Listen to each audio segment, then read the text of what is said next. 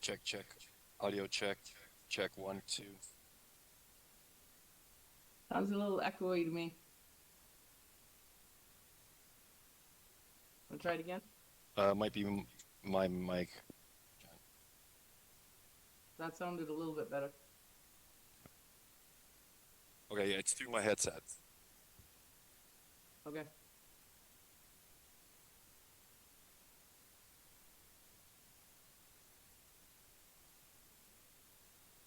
Check one, two. Check, check. That's better.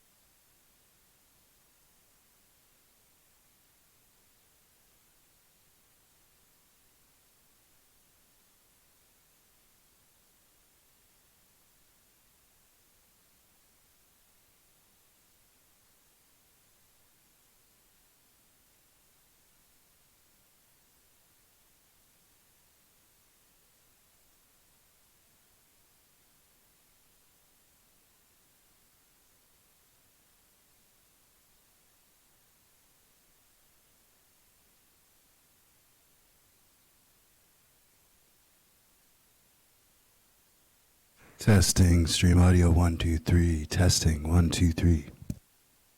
Sounds good.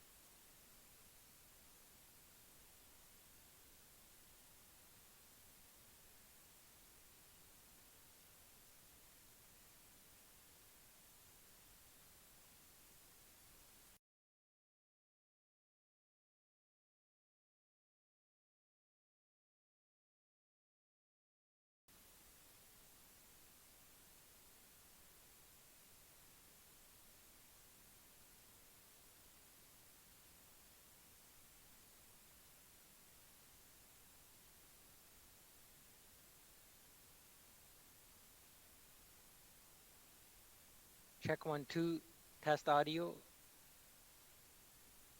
Sounds good.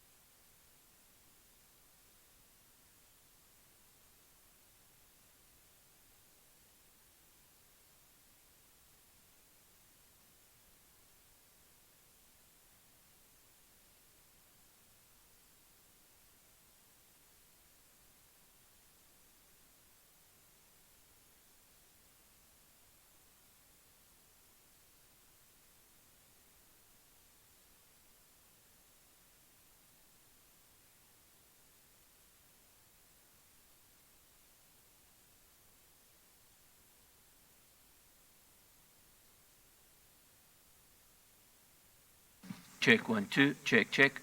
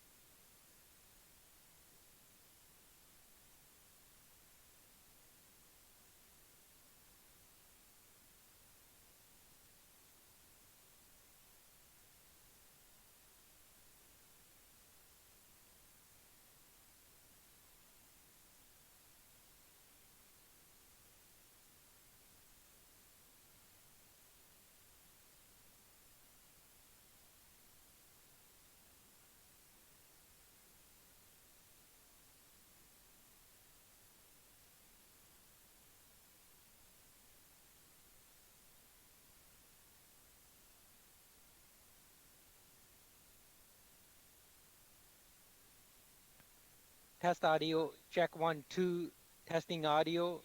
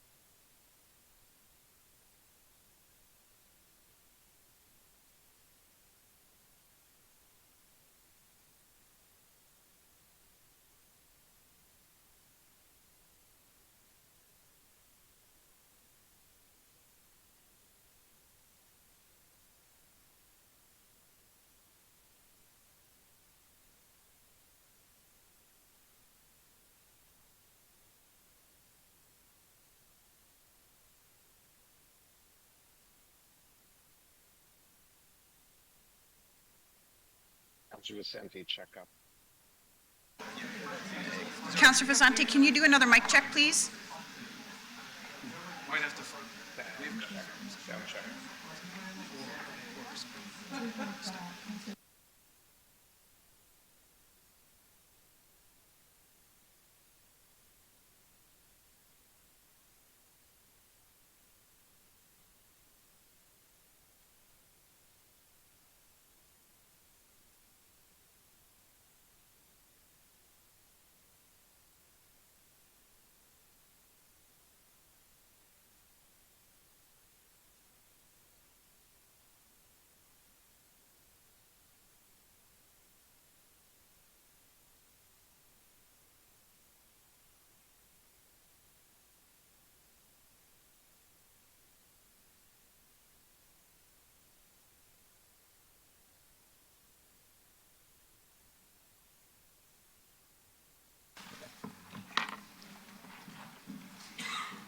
Good morning, everyone.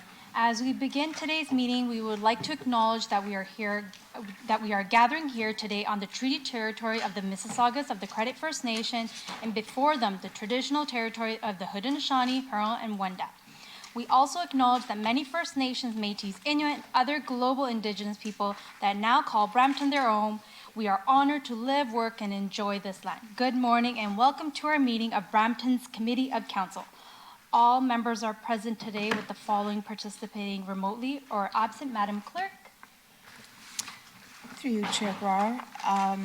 We have everybody in person with Councillor Vicente and Councillor Fortini online. Councillor Keenan will be joining us online shortly. And it's a little bit of tricked me. And Councillor Paleshi Will be shortly. Will be shortly. Thank you. Thank you. Our next item is approval of the agenda. Does any members wish to add a business item to today's meeting? Madam Clerk, do we have any updates? Through you, Chair Brar. We have a few updates since the agenda was published. 6.3, the delegation regarding transforming workforce development in Brampton. The updated presentation has been added. 6.6, a delegation regarding Lifestyle Expo Business and Investors Conference. Additional material has been added. 6.7, delegation regarding human trafficking and exploitation of international students. Presentations have been added for delegations 1, 2, 3, and 4, and a revised presentation has been provided for delegation 4. 6.10, delegation regarding a request for deferral of development charges. Additional material has been added. Delegation 6.4 has advised that they're unable to attend today. That is withdrawn. 7.1, staff update government relations matters. The presentation has been added. 8.2.4, staff report 2024 second quarter operating budget forecast updated to correct table 2 on page 3. 9.4.2, correspondence related to the Downtown Transit Hub project. Correspondence has been added. 10.3.1, notice of motion has been relisted as notice of motion rather than a discussion item.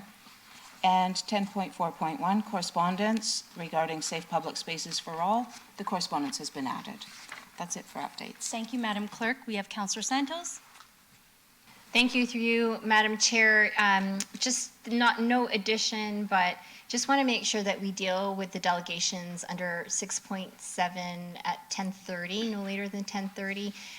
In order to have the delegations as well as the motion, we have a press conference scheduled for 11:45 during the break, so just want to make sure we cover that.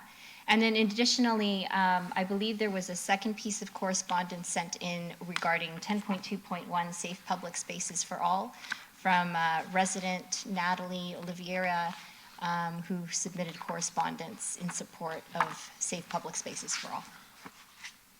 Thank you, Councillor Santos, and that will be noted for 10:30. Mayor Brown, you have the floor.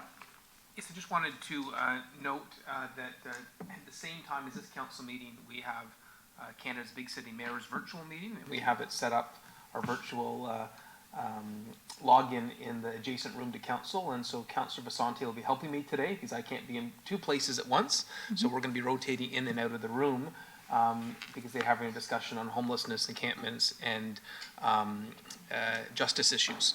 that is happening until 2 o'clock today.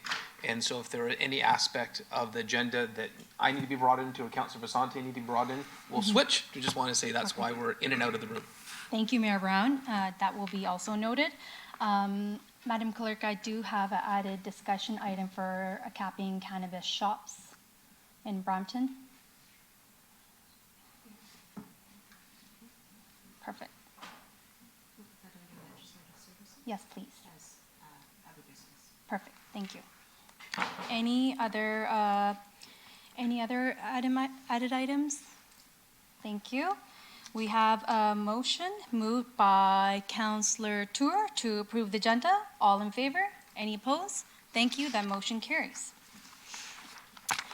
Do any members have a declaration of pecuniary interest under the Municipal Conflict of Interest Act for any matter to be considered on today's agenda? Seeing none, the clerk will so note for the meeting minutes. Committee, as a part of our consent motion process, I will read each agenda item that is subject to consent motion, and any member may verbally identify the item to be held for debate during the meeting. Any item not held for debate will be considered as part of the consent motion and voted on for approval. I will start reading the relevant agenda items, and members can identify any items to be held for debate. 7.1, that's a staff update, government relations matter, held by Councillor Santos. 8.2.1, staff report regarding annual review of occupational health and safety, respectful workplace and workplace violence prevention policies. 8 in consent. 8.2.2, staff report regarding salary administration policy, annual reporting January 1st to December 31st, 2023, in consent. 8.2.3, staff report regarding 2025 interim tax levy, in consent. 8.2.4, staff report regarding 2024 second quarter operating budget forecast, in consent. 9.2.1, staff report regarding downtown transit hub project update, in consent.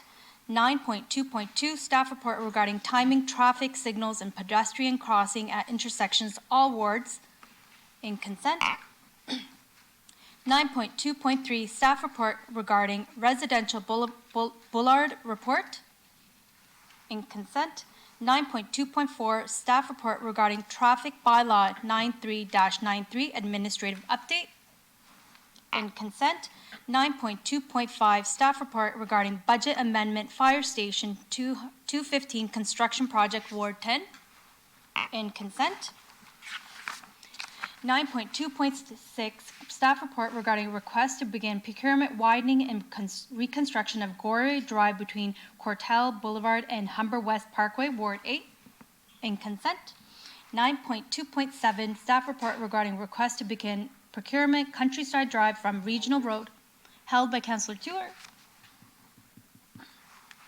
9.3.1, minutes in Environment Advisory Committee, October 1st, 2024, in consent. 9.4.1, correspondence from Peter Jakovic, Vice President, Land Development Tribute Limited, dated October 11th, 2024. And this is just regarding the downtown Brampton Transit Hub, in consent. 10.2.1, staff report regarding safe public spaces for all, addressing encampments in the city of Brampton, held by Councillor Santos. 10.3.1, notice of a motion regarding process of responses to Service Brampton 311 complaints, held by Councillor Santos. 10.3.2, notice of a motion addressing exploitation and prostitution of interest, held by Councillor Santos. 10.4.1, correspondence from Jennifer Kendall, Brampton resident, regarding item 10.2.1, safe public spaces for all, addressing encampments in the city of Brampton, in consent. 11.3.1, minutes accessibility advisory committee, September 10th, 2024, in consent. 12.2.1, staff report regarding multi-year sponsorship and naming rights agreements, Algoma University in Great Guelph, in consent. And we have 15.1, 15.2, and 15.3 are held for verbal update. Are there any members of the public wishing to speak on any items identified for consent motion? The clerk will now summarize those items held by members for consideration or not part of the consent motion prior to approval of the motion. Through you, Chair Brar. 7.1, Staff Update, Government Relations Matter has been held for discussion. 9.2.7, a staff report regarding a request to begin procurement for Countryside Drive is held for discussion. 10.2.1 is a staff report, Safe Public Spaces for All, held. 10.3.1 and 10.3.2 are notices of motion, both held.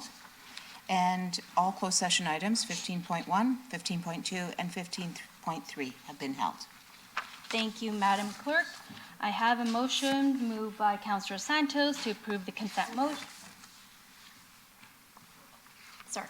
Sorry, through the chair, through the clerk, certainly staff can provide a verbal update on 15.1, but just want to see clarity from council if that was their intention, because I know the other two matters enclosed are verbal updates. That'll be the intention. To get that update. To hold it. Yeah, to hold it. Yeah. Perfect. Councillor Tour? Perfect. Thank you. Thank you. Thank you for the clarification, Commissioner. I do have a motion moved by Councillor Santos to approve the consent motion. All in favor? Any opposed? Thank you. The motion carries. So I guess the next item is, I just really want to wish my fellow RTs a Respiratory Therapy Week, and I really want to acknowledge and thank respiratory therapists across Peel, Ontario, and Canada for the vital work that they do as frontline workers in healthcare and their dedication to patient care and service. So I just want to say thank you for that. And so now we'll move on to our delegations. We have several. So I will ask that your remarks are to the point, and Madam Clerk will keep a close eye on the time clock in accordance with our procedure bylaw, and you will each have up to maximum of 5 minutes. We will welcome Marias. Please come forward to the podium to make your remarks.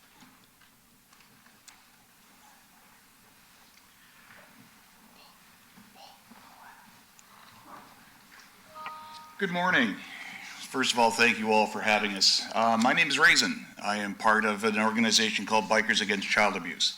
We are probably one of the least known organizations around that supports physically, sexually abused children across Ontario and across the world. We were started in '95 in Provo, Utah by a licensed play therapist and social worker, and have grown to 7 full chapters in Ontario currently. We provide these services as a not-for-profit organization. We look after these children from the first day that we meet them, that they come into our organization. We go through the court systems with them, and we will support them at any given time. We are part of the Toronto chapter, which covers all the way out to the boroughs of all of the areas of Toronto. So we are here. We just want to be sure that people understand we have an organization that is willing to help. We work with VWAP currently, Victim Witness Assistance Program. We are now currently working with the Ministry of the Solicitor General. We're working with all the MCSS governmental. We're working with federal as well to get us a little bit better known. We have support from regional MPs and MPPs here in Brampton as well. Our whole goal is to make sure that people understand that we are here for service for these children. As representatives of these organizations yourselves, you have the ability to be able to help get us known to them. That's the entire point that I'm trying to make this morning, is working together, we can probably help a lot more children. We're just about to take on our first cases into the child trafficking. Those are coming very heavily at us right now.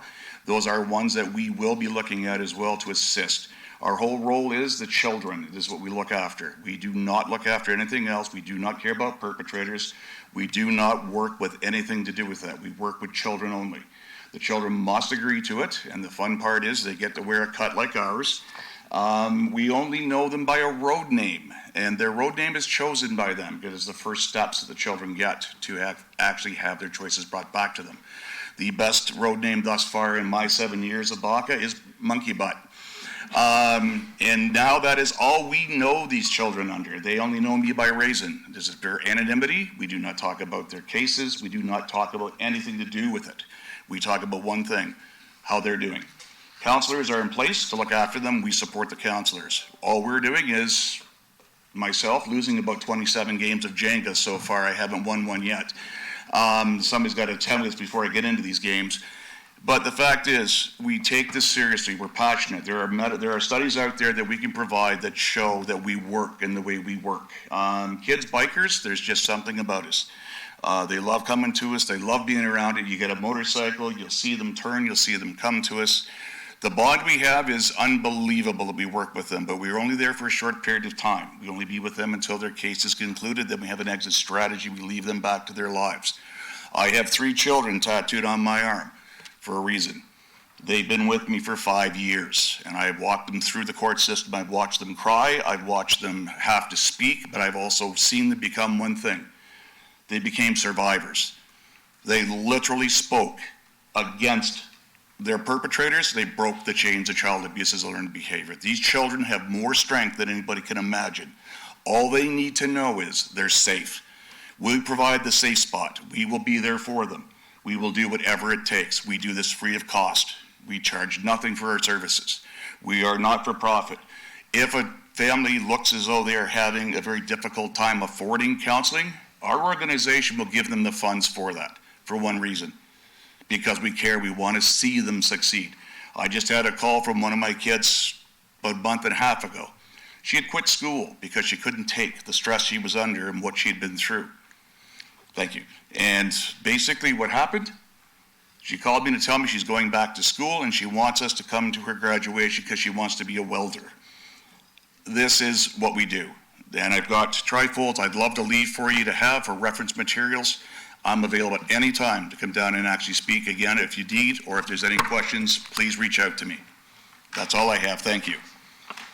Thank you, Raisin. And I think one of the powerful words that you said was broke the chains of child abuse. Yes.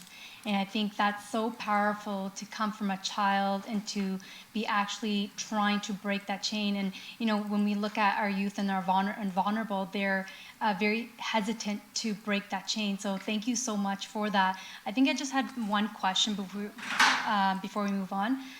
What are some of the barriers that you're facing, especially with children, and helping them?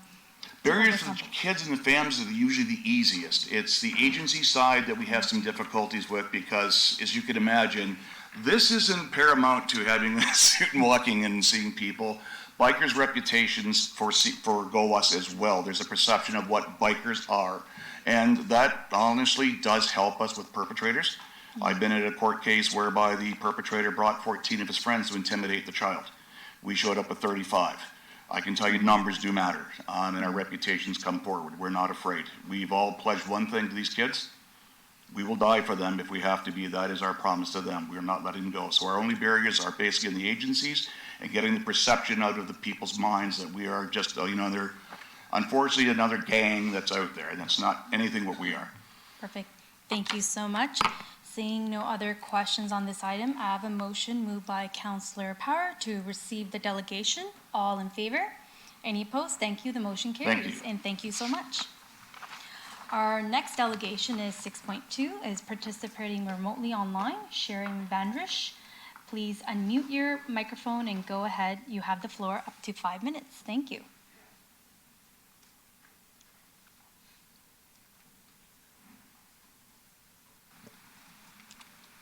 Chair Power, I don't see the delegation online. We'll just wait a moment if we could, in case there's connection issues. We can move on to our next delegation for the time being. Thank you. Our next item is, Madam Clerk, is it 6.3? Yes, that's right. Perfect. We'll move on to our next delegation from Divi Nair, CEO. You have the floor.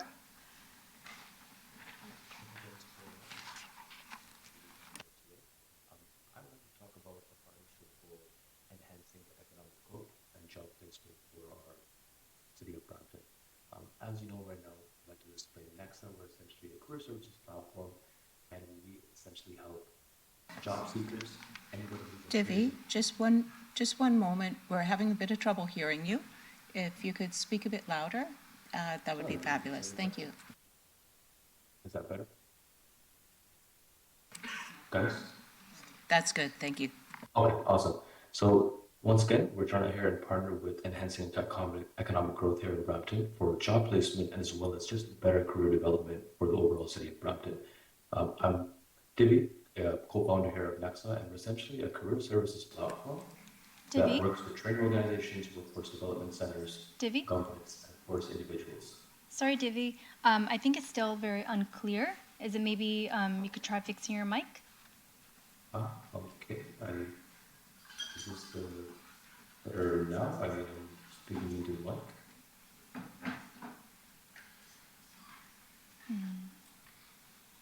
We will try that again. Thanks, Debbie. We'll try it again, Sorry? but We will try that Okay, again. okay. we may need you to just slow down a wee bit, and that may help the sound here. I think the mic should be better now. Yes. Perfect. Thank you. Yes, sorry, I was using a different mic. Okay. I'm ready whenever you guys are. Awesome.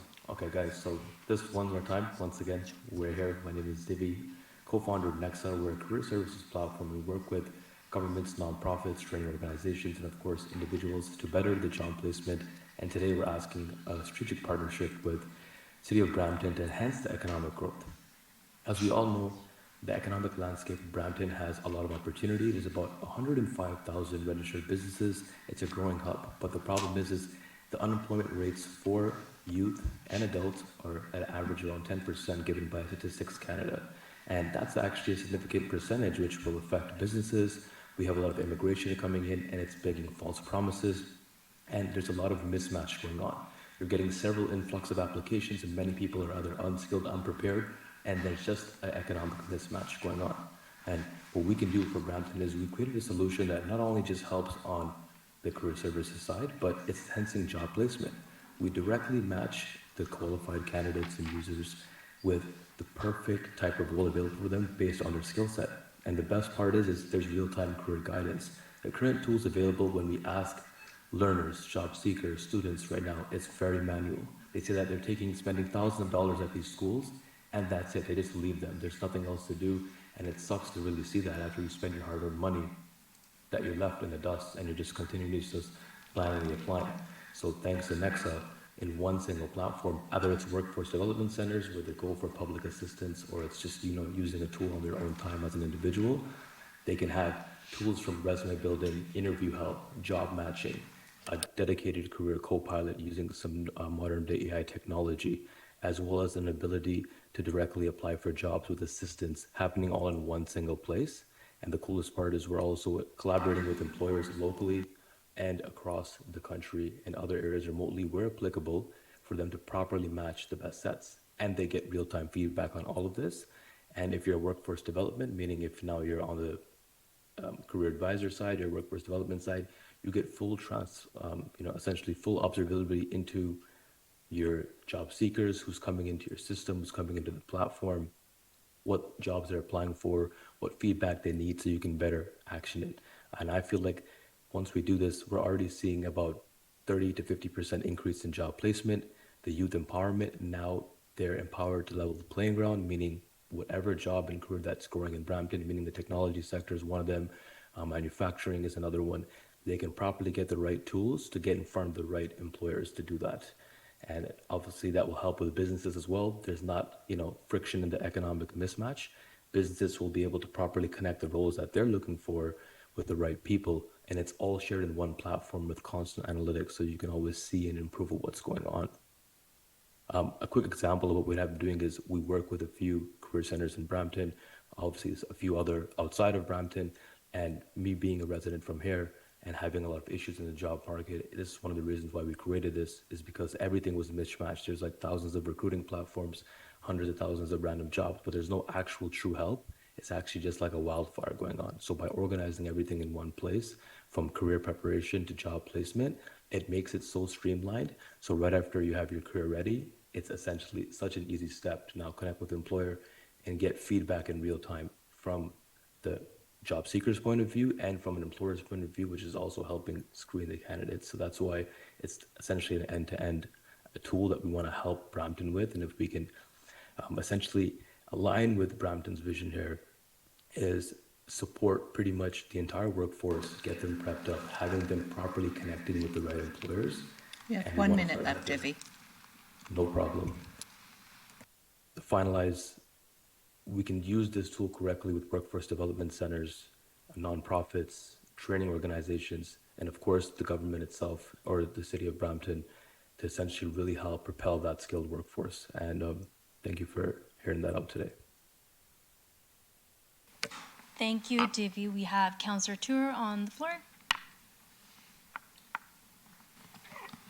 Thank you, through you, Madam Chair. Good morning, Divvy. Thank you for that delegation. I know you have a lot more content there, but rest assured we have that provided to City Council.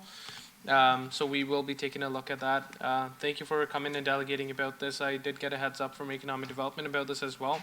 That staff will be looking into this. So at this time, all I would ask Council is if I can refer this delegation to appropriate staff. I'm not sure if it is Economic Development staff or any other staff, so if I'll just leave it as that if we can refer this delegation to appropriate staff to follow up with Divvy from NEXA. Perfect. Thank you. Thank you. Thank you. I have a motion moved by Councillor Tour to refer the delegation to the appropriate staff. All in favor? Any opposed? Thank you. The motion carries. Our next delegation is 6.5, delegation from Thomas Wang. Welcome. You have up to 5 minutes. Hello. I can speak here, right? Hey, no? Good morning. And we did a Guinness Book of Record thing in July in the City Hall. And we have we established a Guinness Book of Record. Council Power is that they are also come to visit some of our training sessions.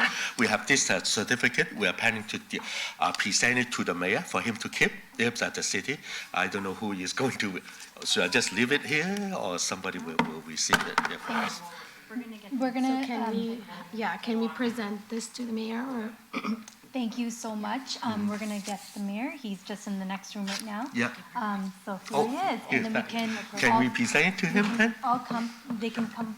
We have some questions. Yeah, we'll take a photo and then we'll ask. Yeah. Do you want to ask questions first? So Yeah. just a little more information regarding our event.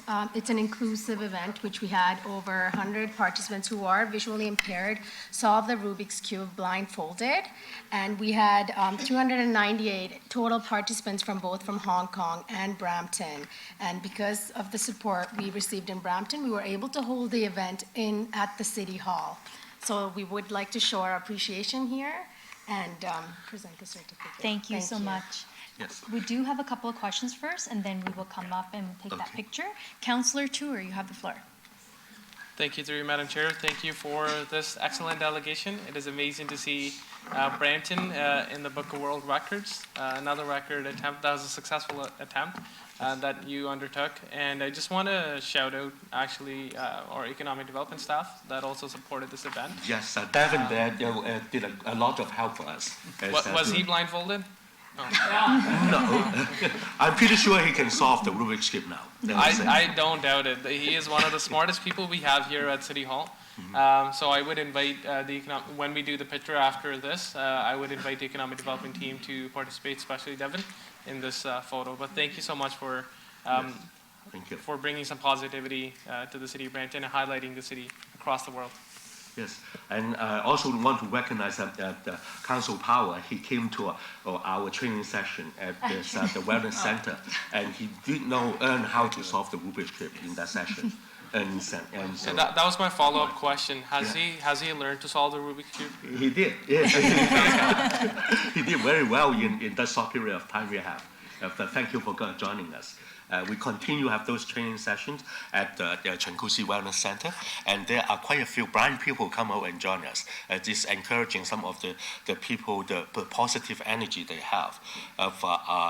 This an interesting person, he's completely blind, but he's an active lawyer. Wow. Yes, and that's interesting. Another lady, blind lady who learned from us, she's helping us to publish the instruction in Braille to teach other people. So just a little bit of those stories keep us going, and it's encouraging. Yeah, Excellent. Thank you. Thank you. We do have two more speakers. Councillor Santos, you have the floor. Thank you so much, through you, Madam Chair. I can't even solve a Rubik's Cube with my eyes open, let alone blindfolded. So congratulations. My son actually, his best time of solving the Rubik's Cube is just under 2 minutes. Oh, thanks. Yeah, thanks. he's been practicing. So I might send him to Chinguzi Wellness Center for some of the training. Very quickly, my question is, and congratulations. Very proud of this Guinness Book of Record for Brampton. Is there a video of this somewhere that we can share and promote? Mayor was in the video that we Perfect. probably. Well, we need to share it again. Sure. So yeah. congratulations. Yeah. Thank you. Mayor Brown. I just want to say it was absolutely incredible. Congratulations. Thank you. I'm in between two meetings. I didn't want to miss this. That's why I rushed back in the room. But what an honor that this achievement happened in our city, and look forward to taking the photo with you. Thank you. Yeah. We'll go and take that picture. Okay. Okay. Where do we stand?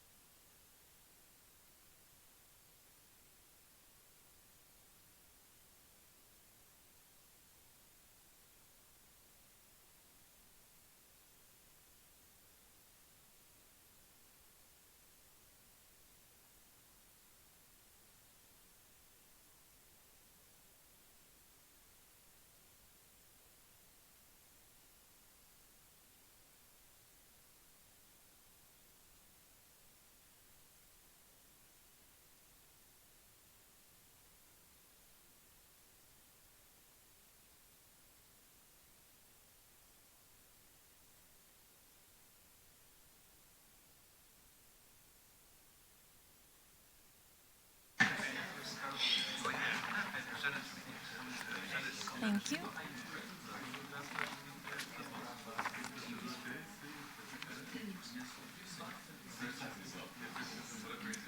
Thank you so much, and congratulations. We have a motion moved by Councillor Tour to receive the delegation. All in favor? Any opposed? Thank you. The motion carries. Yeah, we have them. Okay. Okay. Our next delegation is 6.6, delegation from Shahzada Benazir Akhtar, Chairman Amjad Iqbal. You have the floor. 5 minutes. Welcome. Yeah.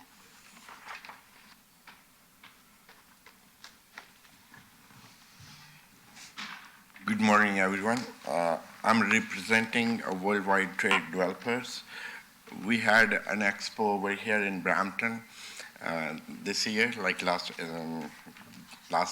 month, and the main purpose of the conference is to bring the investor from all over the world over here in Brampton. Brampton is one of the growing city where people want to be invest their money, and they were looking for opportunities. City of Brampton had a great cooperation with us, especially economic department, and we're going to have a next conference as well over here. The main objectives of the conference are provide a forum for connecting with potential partners, increase export-import volume, offer information, knowledge, and tools for entering new markets, provide market-specific insights, introduce expert and organization involved in international trade, strengthen diplomatic relation from a network of key government official, business leaders, nonprofit organization, and academia, and collaborate on a future international economic, educational, and cultural projects. We are the organization which is providing a platform from B2B. We're bringing almost 200 people from all over the world over here in Brampton in June 2025. So they're going to showcase their products, their interest to invest in City of Brampton, and Economic Department and City of Brampton is going to be helping them and guiding them how do they can be facilitated and everything. This is our main agenda. This is our main goal to bring. I just request to city, we want to have this event in Brampton. If we can have some place, it's a bigger place this year we need, like CA Center and stuff like that, so we can organize over there. We're having more than 150 booths, and there will be 15,000 people are expected to attend that in 3 days. So we need a bigger place. That's what we're requesting from City of Brampton, if you guys can help us. That's all. Thank you so Thank you. much. Thank you. We have Councillor Tour on the floor. I believe you may have some questions. Councillor Tour. Just a comment about this before I refer this delegation. Thank you for that presentation. I know the mayor, the deputy mayor, myself, I think Councillor Power as well was at the expo, at the launch, at the expo itself. Heard great stories about it. I want to thank Jayesh Menon from the Economic Development team that fully supported this event. I know Economic Development had a presence at this expo and opportunities to speak. So this was a great event, the first time that we've had it in the city of Brampton, and I hope you can build on the success. And with that, what I will do is, based on your request, I will refer this delegation to our Economic Development team to work with you to see how we can support this event down the line in the future when you bring this event back to the city next year. With that, I'll move the motion to refer this to Economic Development staff, please. Perfect. Thank you, Councillor Tour. And I just want to really comment that, you know, it was really amazing to see how many businesses that had came together at that time.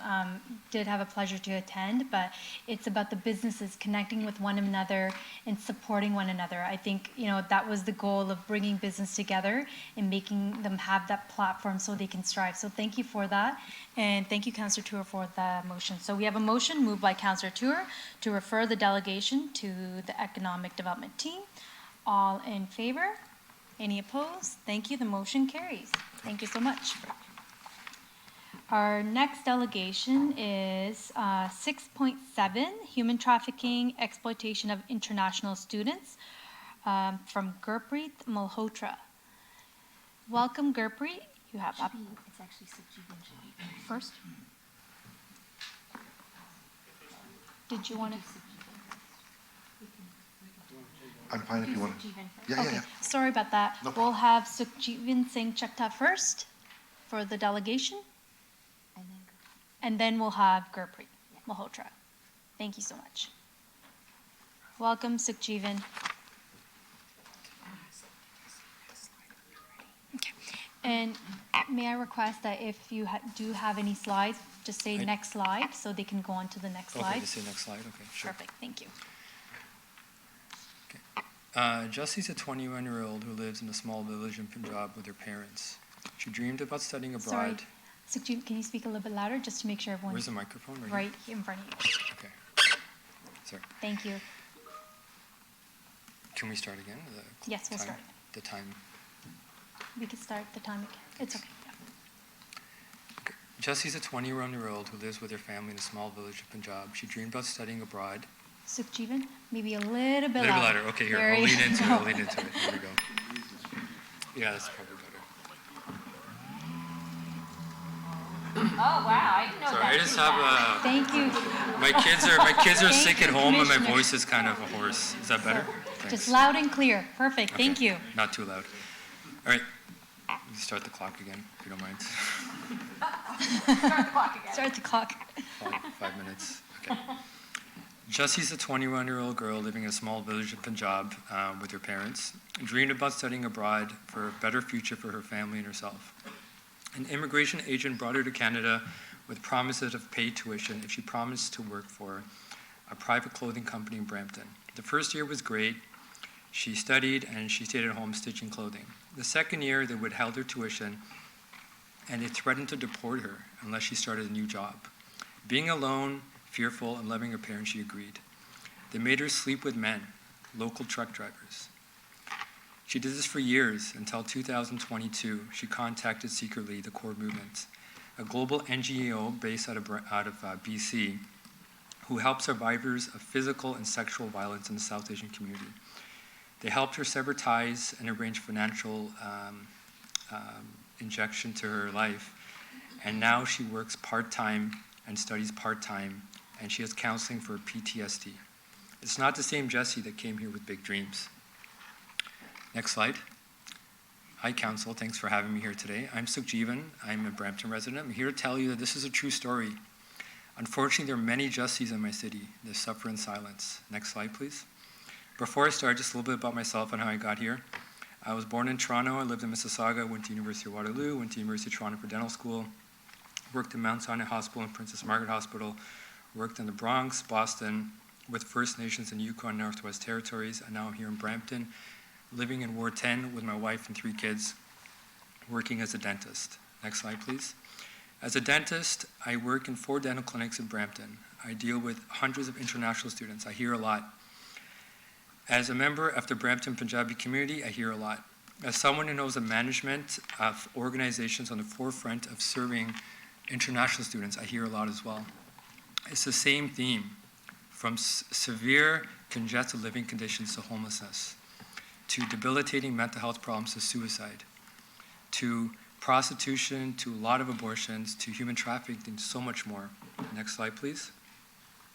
In terms of human trafficking, I see this very openly now. There's very little barriers. An example on the left is a poster in front of our Sikh place of worship in Airport and Dairy Road, Malton, Gurdwara. And the next one here is in Sheridan College area. This is very openly marketing to girls, international students, in highly populated areas where they live and go to school. And the bottom of the screen is just an excerpt of the Core Movement. The founder is a friend, and as you can see, has a very large following of 135,000 people. And there's a lot of reach out from our community. And she tells me 60% of her reach out is from international students, and it's growing. And she sees this being openly solicited in the community. Next slide, please. My efforts in 2023, I enlisted in training at the Heal Institute. It's a Harvard-affiliated institute for healthcare professionals in Boston. And I learned a lot. And in 2024, I worked with the Canadian Centre to End Human Trafficking to design posters in Punjabi. One is for labor trafficking and one is for sexual trafficking. And has a hotline number for people who need help. And we put this up in local gurdwaras across the city. Next slide, please. Just briefly, what is human trafficking if you guys don't know? It is labor trafficking and sexual trafficking. Labor trafficking is around 40%, sexual is 60%. It affects men, women, and children, 1 in 4 children. Traffickers trap people through force, fraud, and coercion. And why do people do this? It's a $150 billion a year industry, and $100 million is attributed to sexual trafficking. The impact is severe. A lot of people end up with severe trauma, PTSD, increased risk of suicide. And the sad fact is less than 1% are ever rescued. With approximately 28 million people worldwide being trafficked, these people live in a trapped living hell. Next slide, please. Who are international students? There are approximately 1 million in Canada, approximately 41% from India. Of that, around 52% are in Ontario, mostly clustered to the GTA. Brampton has a high representation due to the high college, a lot of colleges, Sheridan to Algoma, and a large South Asian population. So many international students are thriving and healthy, don't get me wrong, but many are not. And they're prime targets. These ones are the prime targets for trafficking because they have no support, they have significant financial constraints, and they have crucial hopes for PR and citizenship in Canada. Next slide, please. Okay. I'm out of time, sorry. Okay, I tried, I can't do this alone, I need your help, this is why I'm here. You guys make big decisions, make your infrastructure. We live, we're safe, and we chase our dreams in your city. But to me, I think more things can be done. More important things in development, in the 2040 plan and innovation. And the number one thing is to make Brantonians safe. Next slide, please. Here, as a father, I have a daughter. This is an old picture, but she's 4 years old now. When I hear stories like Jessie's, it hits home pretty deeply. I think, what if it's her? And Next slide, please. Next steps, Brampton has a large population of international students. You guys have a big responsibility, and it's great to see the landlord licensing program, but there's more work to do. And these are the low-hanging fruits that I've identified. So lobbying federally, eliminating visa wording that deports people because of sexual work. This is music to the ears of traffickers. It's a big threat and manipulation tactic. Increasing work hours. International students need to make ends meet, and if they don't have enough work hours to legally work, they look for things under the table to support. And also doing a better job to ensure financial stability before they enter Canada. Provincially, I think it's mandatory to have education programs as a requirement to enroll in post-secondary institutions, teaching things like rights, mental health, and sexual education. And lastly, ensuring any funds and resources that are allocated to help this cause are going to suitable organizations with deep connections, understanding of the community, and low administrative costs. So I've come here, I've spoke, and my conscience is clear, and the ball's in your court. Thank you.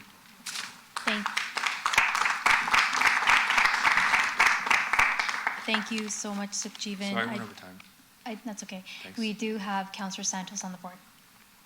Thank you. Through you, Madam Chair. The good news is that there's still time for questions, and the questions portion is unlimited for the most part. Sukhjeevan, thank you very much as a community leader, as a resident of Brampton, for bringing this issue up. In the city of Brampton, we actually started talking about the exploitation of international students back in 2021, which is where actually the number of international students in Brampton and Peel region started reaching its peak. And that's when Indus Community Services and others, PCHS and others, including residents, and part of the reason why landlord licensing is here is because so many residents in local neighborhoods were concerned in seeing large number of girls, large number of international students crowded and packed, in very unsafe conditions in their homes. It's part of the reason why the program was developed, is to help deal with some of these issues. But also, the issue is now starting to really gain momentum, more and more awareness, to a point where the producers of the film that was just released on Saturday night, they are in this room, the film called I Am No Queen, which talks about real life events of international student girls experiencing here in Brampton. And their involvement into and coercion into human trafficking.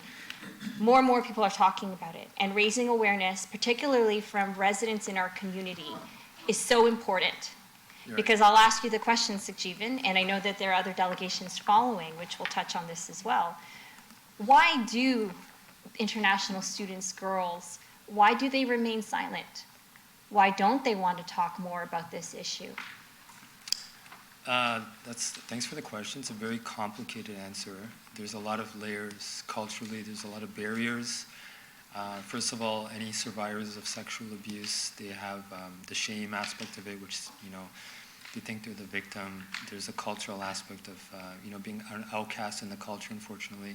So there's a lot of barriers, unfortunately, and the deportation as well, too. Yes, thank you, Sukhjeevan. And the recommendations that you've provided, as you know, we have a notice of motion following. Many, if not all, of those recommendations are included in that motion today. So thank you for coming to delegate on behalf of your community. Thank you. Yeah, thank you very much. I will say one thing, if I can. I'm not here for any zoning issue with my properties. I could be home with my family or at work. This is a very, very important issue, right? I'm just nothing to gain from this except help, right? And that's important. We should all collectively do that. Thank you. Thank you. Councillor Tour, you have the floor. Sukhjeevan? Thank you, through you, Madam Chair. I actually just wanted to say thank you to Sukhjeevan. Sukhjeevan, I see you as a brother. I always take advice from you in the community, and you've always been outspoken and an inspiration for me as well. When I was running the campaign, that was an important issue there, and you were probably the only person that was very vocal about these issues. So I'm glad that you've come forward and expressed that again for the city of Brampton to hear. So thank you so much for coming out. I know it is a difficult topic to speak about publicly, but I always appreciate it. Thank you very much. Appreciate that. Thanks, brother. Thank you so much. I just really want to say thank you on behalf of council members for coming out here. I know it's not easy coming here and talking about this because right now, just like you said, it's a barrier in the community that people don't want to talk about it. It's just culturally very sensitive. And seeing you come out here from the community and discussing, and I think in some of the slides we've seen some posters that were going up in some places, and it's those areas that are vulnerable. Like we saw in one of the Godoras, someone had put that poster up, and when we look at a Godora, it's a place of worship where anyone can come through, and to welcome any person, place of, doesn't matter what religion you are, what race you are, you're welcome. And I think it's that point where we may need to have a roundtable communication with these places of worship and how to tackle these issues to make sure that the right people are coming through, and that if there's anything suspicious, that we need to work together to protect the community and all these girls coming through. That's a great point, yes, thank you. Thank you. Thank you so much. So our next delegation will be Gurpreet Malhotra. Welcome. It's great to be back in front of council, and it's also great to follow a concerned community member and upstanding citizen, so thank you for doing that. I'm the CEO of Indus Community Services, one of the largest, most established South Asian serving agencies in the province. If we could back up a couple of slides. There we go. Okay, now, next slide, please. There, great. So to give you some more context, Peel has become a hub for international students who make significant economic, cultural, and social contributions to our region. However, with a substantial rise in study permits within the past few years, the challenges faced by these students and the broader community have been magnified. This slide illustrates the current trends of international students in Peel. Please note that the recent policy changes, such as the federal cap on international students, will likely impact future trends, whose full policy impact still remains a little unknown at this time. Local impacts, however, are amplified because out-of-the-region colleges create limited facility campuses in Brampton and Mississauga, and they move the tuition they earn out of the region, but the social challenges stay here. And as we already know, our local community and health services are incredibly underfunded. So thank you again, Council, for your help around the Metamorphosis Network. Next slide, please. So we banded together and started working on creating something called a Brampton Charter. And the goal there was to, in the fall of 2022, the City of Brampton, Sheridan College, community members all working together to see what we could do to tackle this very complex collection of problems being faced by international students. And in fact, a lot of that effort was co-chaired by myself and then Police Chief Bill Boyes, now Commissioner Bill Boyes, and that the leadership of Brampton was very much appreciated. The aim has been to host a summit, which we held, a two-day summit co-hosted again by Sheridan and the City of Brampton, and learn about the systemic barriers, learn about the complexity of the problem, and then we were able to get the Region of Peel, Regional Council, to endorse the work of the Charter and the work that's going into the Charter, and committed to implementing across Peel to the Peel Region's Community Safety and Wellbeing Plan. Next slide, please. No, I'm not going to read all of that. On April 10th, the International Students Collaborative convened for its inaugural meeting. So this gives you a good idea of core and associate membership, how many organizations are concerned, have awoken to the difficulties and challenges that are being faced by young people invited and forgotten, which happens to be the title of the report that Indus and PCHS commissioned in 2021. This collaborative of agencies brings together key multi-sectoral partners, including health and social service agencies, academic institutions, and local governments for collective action. As noted on the screen, the collaborative has two streams of memberships, and work continues among this group to see what can be done to untangle the complexity and difficulties of facing international students. Next slide, please. The collaborative is actively working on both short-term and long-term actions in alignment with the Charter. Short-term actions include developing an approach to ensure the voices of those with lived and living experience are incorporated into our work and into our decision-making. Creating a comprehensive list of resources to assist international students, working to understand the impact of these policy changes as they do come about. Advocacy is a critical component of the collaborative's work. So this is part of our advocacy, but along with the City of Brampton, we hope to press other levels of government into the action they need to. Next slide, please. Calls to action.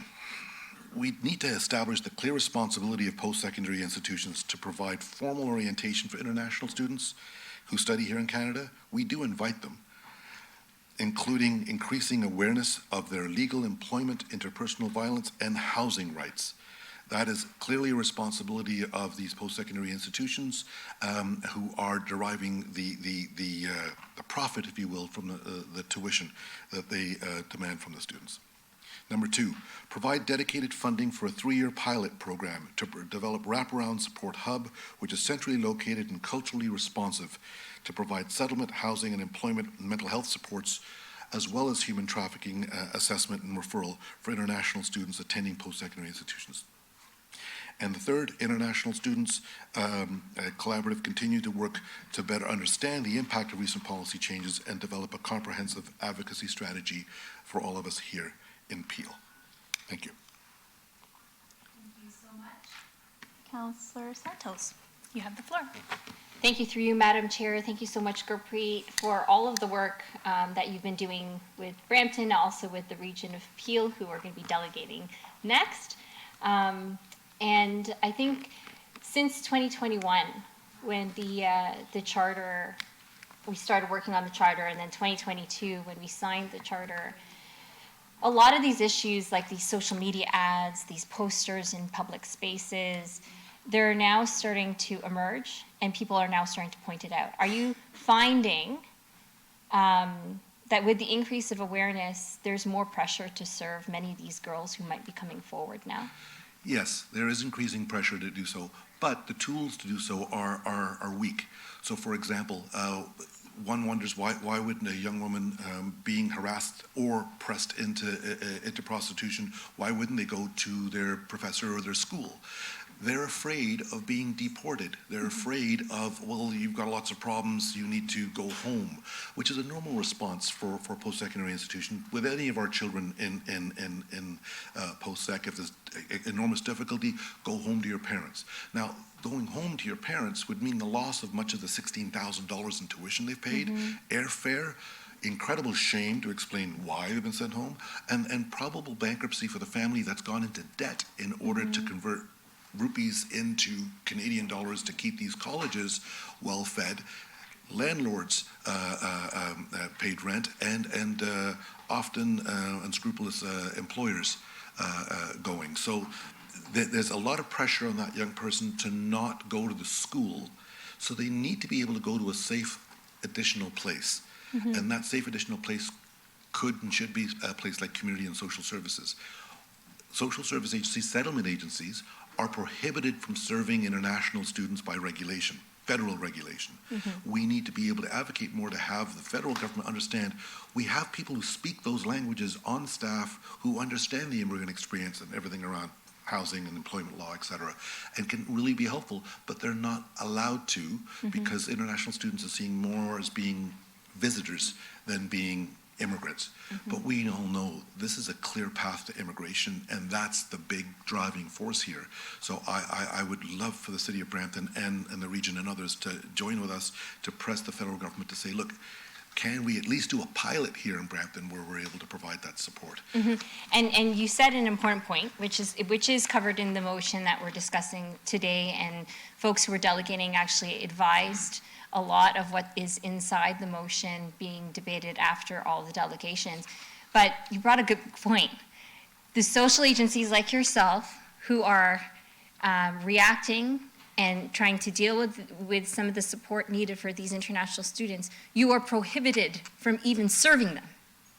We do anyway. Of course you do. Of course you do. And I know that just got on the record.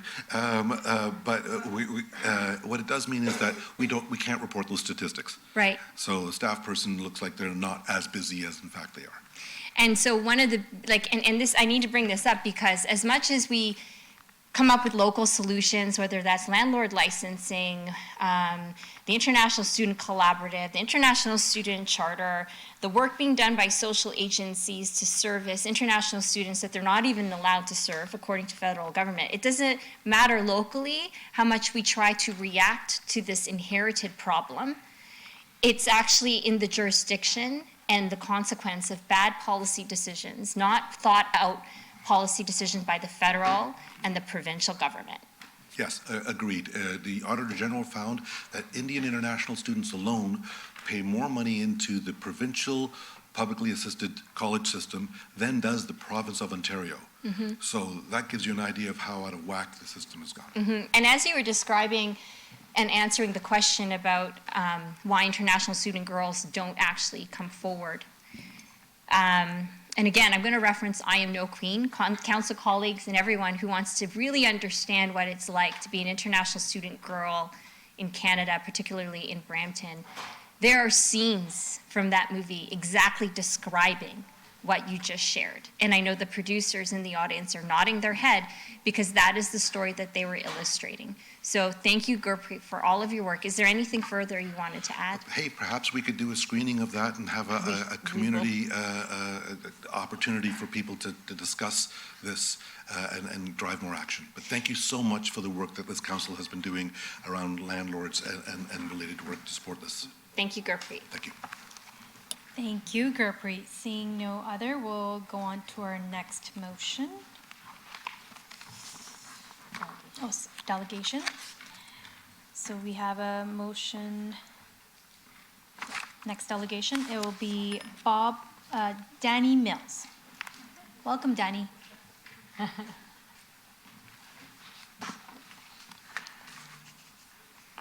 Okay. Good morning. Thank you so much for having me. My name is Danny Mills. I'm the Director of Outreach Services and Strategic Partnerships with Our Place Peel. And Our Place Peel has been entrusted as the operational lead supporting Peel's Anti-Human Trafficking Integrated Service Hub, Encourage. Next slide, please. The system is unfortunately set up to fail international students at its current state. Students come to Canada thinking that they'll have enough money to get started with opportunities for work, and it doesn't always work out that way.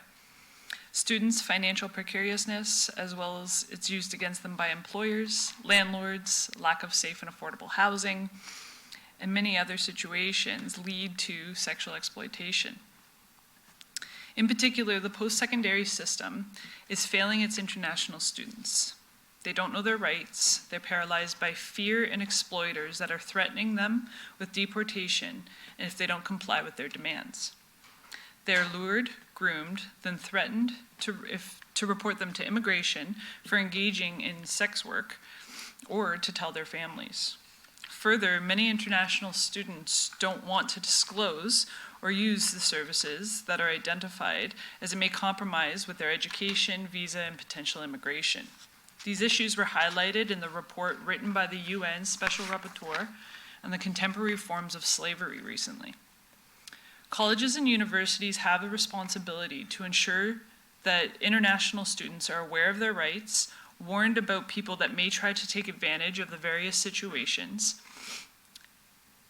that they are supposed to trust and put in place to protect them. Post-secondary institutions must mandate orientation sessions that cover all of these issues with particular pathways identifying safe supports for them to access. Next slide, please. So Our Place Peel, as I mentioned, is the operational lead in partnership with eFry, Hope and Help for Women, and 40 other organizations across Peel, offering supports and services to victims, survivors, and individuals at risk of sexual exploitation. Encourage is an integrated service hub that aims to provide access to safe, dedicated, reliable services for individuals affected by sexual exploitation. We've seen as young as 10 and as old as 69 in this past year as clients. Encourage is dedicated service as a part of Peel's anti-human trafficking strategy under the intervention pillar. And since its opening, Encourage in 2021, clients have been able to access readily available wraparound services in Peel. The clients that we see at Encourage are predominantly female identifying at about 94%, with over 54% of our clients identifying as racialized. The Hub provides culturally responsive services by leveraging partnerships with culturally specific service providers. And right now, our current needs are safe and affordable housing, including client navigation and outreach to be able to navigate the complexities of their situation, ongoing case management to navigate a complex system, and counseling for the trauma that they've endured. Next slide, please. So I'd like to share a journey of a young woman who came to Peel from India for a post-secondary education and found herself being exploited. So I share this story with permission of a courageous young woman who we will call Zara today, who came to Canada from India to further her education in post-secondary and found herself in an unimaginable situation of sexual exploitation. It started with a call to Encourage. Zara was quiet, scared, and unsure of what to do. She was met with client-centered, culturally responsive, and trauma-informed staff who began to talk to her and made Zara feel comfortable to come in the next day. She told us of her fear in not wanting to get back to her family, fear of shame and impacts on her visa and eventually immigration, and feeling like this was all her fault. During her first year, she met a lot of people offering opportunities that seemed too good to be true, so she kept her head down and focused on school. However, she began to feel the financial impact and strain of being an international student with limited opportunities. At a gathering, she met a young man who she hit it off with. Fast forward with 20 seconds left, this individual began to befriend her, and eventually she started a romantic relationship with. In a matter of the first 6 months of that relationship, she went from being an engaged student to being in a new relationship to a list of things that she owed the individual and how he would get the money from her one way or another. Within an 8-month period of time, this boyfriend exploited her sexually. And eventually, when Zara had started to reach out for supports and begin to distance herself, he forced pregnancy towards her and put this in place in order as a control of manipulation. After many broken promises and fear for her unborn child, Zara sought out quietly services through Encourage from a friend who had previously reached out and received services. She was able to get a medical appointment, and over time, Zara was able to create a safety plan, exit plan, and eventually get out. Due to the fears of harm for her family and the threats imposed on Zara, it was hard for her to exit sooner. But with the supports and services in place through Encourage and its community partners, Zara was able to exit safely. Next slide. And I understand I'm out of time, just recognizing the call to actions, which echo the same sentiment of my colleagues that have presented today in regards to a change in legislation that hangs over many international students' heads for fear, as well as the accountability to the post-secondary institutions, and I'll leave those for you. Thank you. Thank you, Danny. Councillor Santos, you have the floor. Thank you. Through you, Madam Chair, thank you, Danny, for all of your ongoing work on this. I just wanted to ask a question because some folks are going to paint this as a picture of this is a Brampton problem or this is a region of Peel problem. Mm-hmm.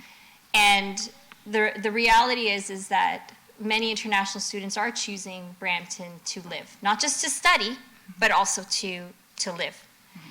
And that's not a bad thing. It's nice to have Brampton being a choice for people to live. But from your perspective, is this also elsewhere in other regions as you've been perhaps connecting or coordinating, talking to other service agencies across the province? Absolutely, and there is nuances when it comes to international students. It's in the trafficker's best interest to keep them in the community of which their visa is provided and within that school. So there's various tactics and methods used. It is an issue regardless of where the individual may be studying and may be presented or lured in, as well as recognizing Brampton as being an amazing place that people want to come, not only study, but continue their life. It's leveraged for various reasons, right? And recognizing the cultural impact in the community and being able to say, here's a safe place to come, and misleading and all of these aspects. That's why the unfortunate situations are who's doing the trafficking, coming through landlords, unregulated, and we know the impact and the work that's being done. But unfortunately, it's not just a prevalent issue in just Brampton. Wherever there are international students, there's vulnerabilities to leverage. So a collective effort in understanding that there are different vulnerabilities and risks for individuals that identify within the BIPOC community, and we need to recognize that because there's always been an overrepresentation of the risks within trafficking, whether it be labor or sexual violence. Thank you so much. And I know that the group of delegates to follow from Embrave and Arma House, appropriately so, as we lead into the 16 days of activism and November 25th, the day to end violence against women, awareness to end violence against women, this issue becomes even more prevalent. So thank you very much, Danny, for coming in. I know police are going to be talking a little bit more of that regional need to coordinate. Thank you, Danny. I think I just one more question. Sorry. Thank you for that great work. But looking at their cultural impact, and within your outreach, are you seeing a rise in people hesitant to come to you? How do you feel, I guess, on the ground level, and how people are feeling? Yeah, there's more than one answer. I think the intersectionalities of fear, shame, stigma. Some individuals may not directly reach out to a organization that identifies within their culture for fear of. And then through supports, we're able to build that trust and understand that this is a pathway of support, or vice versa. They may go directly to those services and supports, as we heard from my colleagues, and recognizing the wraparound care that is in our community. There is an increase of disclosure happening, which is good because it means word of mouth of those supports and services are out there, but it is an unfortunate, due to the fear and stigmas that are held over in the legislation and so forth, it impacts one's ability to come forth and disclose. But the best method is through word of mouth and individuals that they know. So whether it be peer support and recognizing, and a lot of that starts at the post-secondary institutions where they're looking for their community, they're looking to get grounded within that that environment and be able to have the supports needed. So all the recommendations that were put forth to be able to be financially secure, have safe and affordable housing while they're here and so forth, all of those are key aspects for wraparound care. And then direct pathways to support, to understand who can you trust and who is a viable option for support. And I guess like bringing back to awareness, are you seeing a lot of individuals, when they first come to you, they probably weren't even aware that they can come to you, or they're, trying to find out where they can even reach a program or someone to talk to? Yeah, and I think at the pivotal age of which someone enters, whether it's high school or post-secondary, they may not even be aware of what trafficking is, right? So they're in shock already from the traumas of which they've endured or hearing these stories. So there needs to be education and awareness of the concerns and how this population in particular gets leveraged for their vulnerabilities. Education and awareness can go really far and be prevention in its own efforts to be able to get ahead of some of the scenarios that could occur. And then that hopefully, more upstream efforts to be able to ensure that if this sounds too good to be true, it is. No one should ever hold your passport. Various aspects like that to get upstream on it. Thank you, Danny, again. Thank you. Thank you so much. Our next delegation will be Bob Hackenbrook, Detective Sergeant in charge of the Vice Unit, Peel Regional Police. Thank you. Good morning. Welcome. Good morning. It's an honor to be here. Thank you very much. So the Peel Regional Police Vice Unit, our team was one of the first established in the province in the 90s. Our team is made up of 3 platoons, allowing us to provide service to the community 24 hours a day, 7 days a week. The team consists of 17 investigators. Hit next slide, please. Sorry, my fault. 17 investigators, include 12 detective constables, 3 detectives, a detective sergeant, who's myself, and one detective constable assigned to the provincial human trafficking team called the Intelligence-Led Joint Forces Human Trafficking Strategy. We also have one criminal analyst that works in the office that works with the provincial team and Peel Regional Police, as well as one civilian member committed to our investment in software developments regarding human trafficking and missing persons investigations. Next slide, please. These are some of the statistics for the last 5 years in our Vice unit.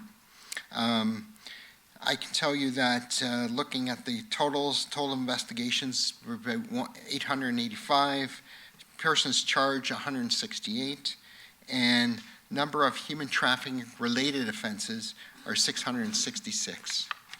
Next slide, please.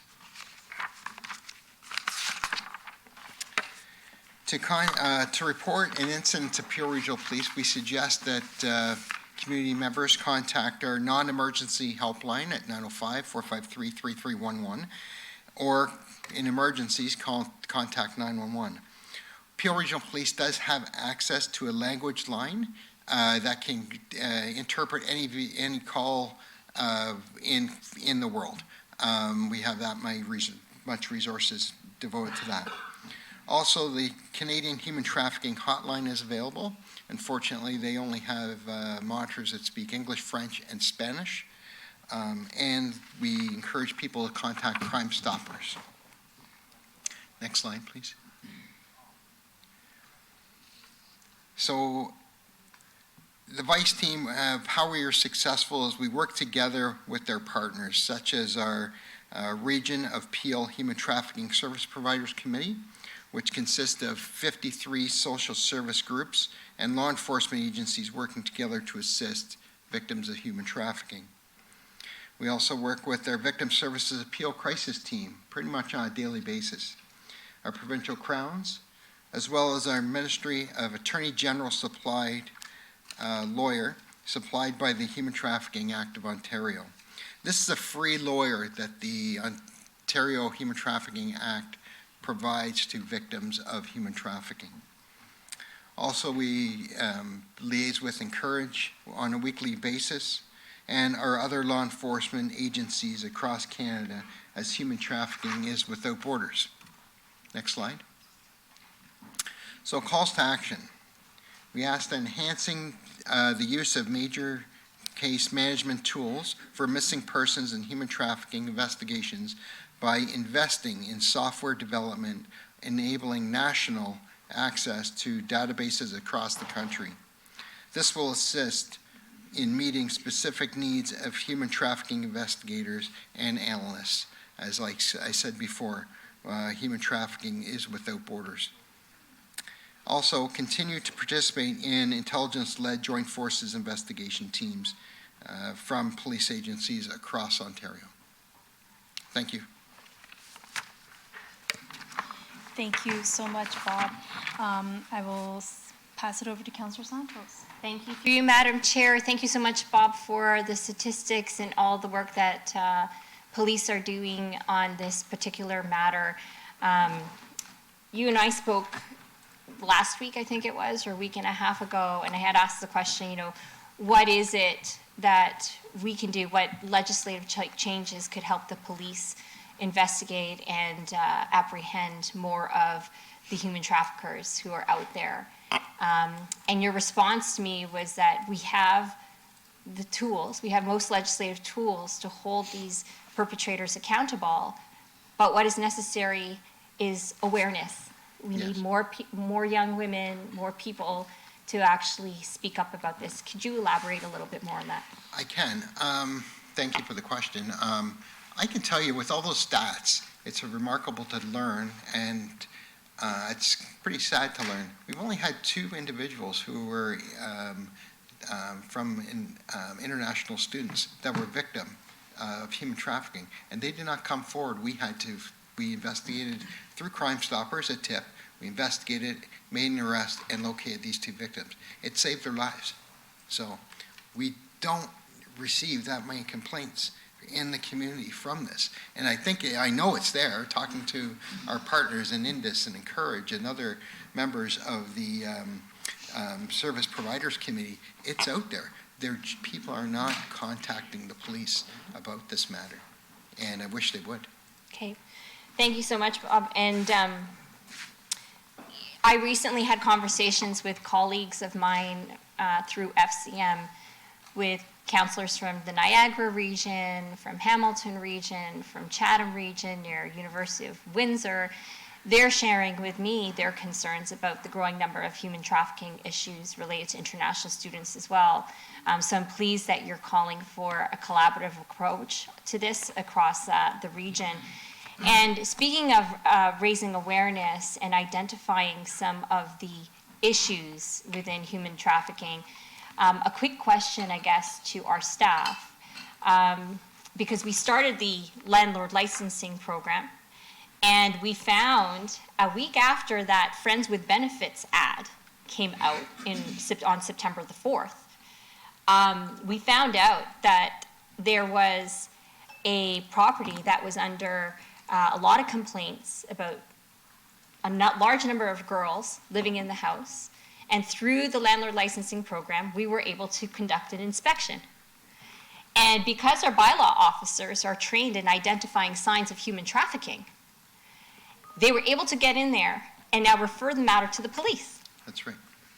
And so now I guess you're investigating this. And so tools like landlord licensing and our ability now to go in to hold landlords more accountable and see what's going on in some of these various units, is that I imagine that's helpful for you in identifying and investigating these cases. Absolutely. Wonderful. Thank you so much, Bob, for the delegation. I think Mayor Brown has some questions. Mayor Brown? Thank you. Thank you for being here today with this presentation. A few things I wanted to ask. Obviously, Peel Police have been regarded as an expert in the field of how to combat human trafficking. And I know Peel Police actually presented on the National Status of Women Committee in Ottawa when this was being studied. I remember some of the commentary at the time was that Peel was one of the areas that had a greater challenge with human trafficking, and whether it's the intermodal hubs, the Pearson Airport. What I'd like to know is, have you been able to identify the scale of the challenge and why we'd be more vulnerable here to be a corridor for human trafficking? Well, that's a tough thing to answer. I would say that all roads lead to Brampton, and that's where the traffickers are coming, utilizing the Highway 401 from Montreal to Windsor.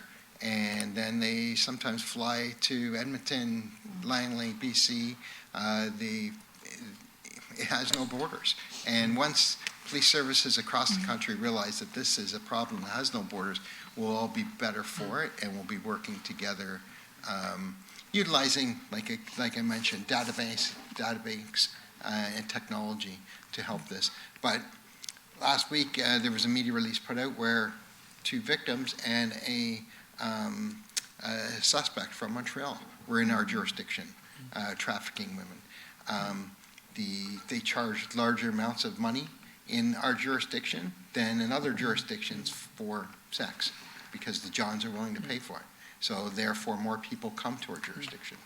Now, I know the Peel Police has a dedicated human trafficking unit. Yes. How unique would that be across the country? Like, I don't think that's a common component in a police force. It is not. We are very lucky in Peel and in the GTA. All police services in the GTA have a dedicated police force for human trafficking.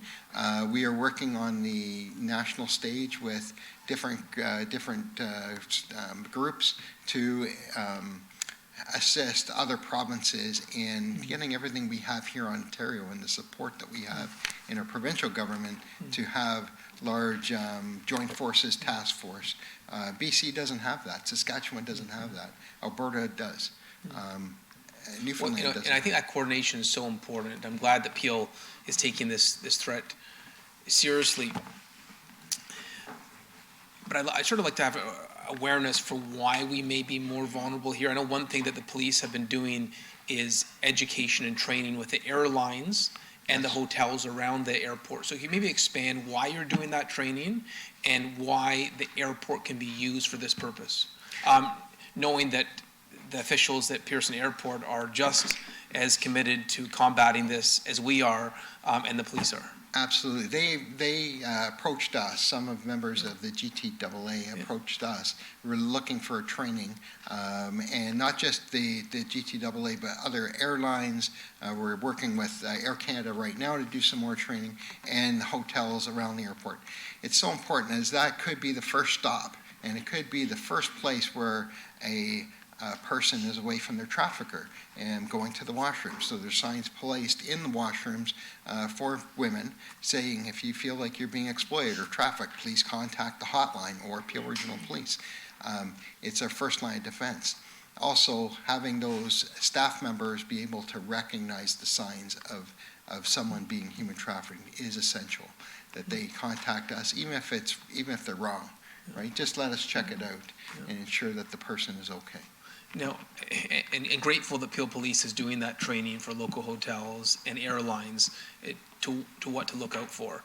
And I want to commend Councillor Santos, who's been so vocal on making sure we do everything we can to catch this. I just like, the closing question would be, what else can we do that you could suggest from a city level to be partners with the police in combating this? And in that light, knowing that we have one of the largest bodies of international students in the country, there's some estimates, 100,000 in Brampton. What level of concern do you have about international students specifically being targeted? Obviously, there's a conversation happening here today about what we can do to protect international students from being taken advantage of in that light. I am very concerned, especially when I listen to the stories of the other participants that come before you here today, and we are not aware because we are not being contacted. So more conversations, more meetings like this are beneficial. I think having the support of the city is crucial, and other levels of government in getting involved, because this is not just Peel's problem, this is the GTA's problem, the province's problem, the country's problem. And I think we all should move forward together and ensure we're communicating about this problem openly, because it is in our community. Thank you. Thank you so much, Mayor Brown. Before I hand it back to Councillor Santos, I just want to really comment that, it's kind of I'm worried to see that we're not getting many complaints, seeing that international students are targeted. And when you look at the missing persons report, most international students don't have any family here to even report a missing persons report. So it might be underestimated to see the amount of international students may be missing. And do you ever see, maybe if you're in investigations, that you find someone that may have been missing, but they have been not reported because they don't have any family members or friends to report that? That's a hard one to say. The international students go missing, yes, they do. Usually it's friends that they're living with report them missing, not so much family. When there is a person that goes missing, and especially being a young female, we are notified all the time, just in case it's maybe human trafficking, and maybe nobody knows, right? So we are notified. Can't give you stats or anything like that, but it's something we are aware of and we're attuned to. I hope that answered your question. That's right. Thank you. Councillor Santos. We can bring the motion forward. Yeah, we'll bring the motion forward. Receive the delegation. Let's receive the Yeah. and then do the resolutions. Perfect. I have a motion moved by Councillor Santos to receive the delegations. All in favor? Thank you. The motion carries. We'll bring forward the motion. Councillor Santos, you have the floor. Thank you through you, Madam Chair. And so some folks might be wondering, why are we talking about this at the City of Brampton?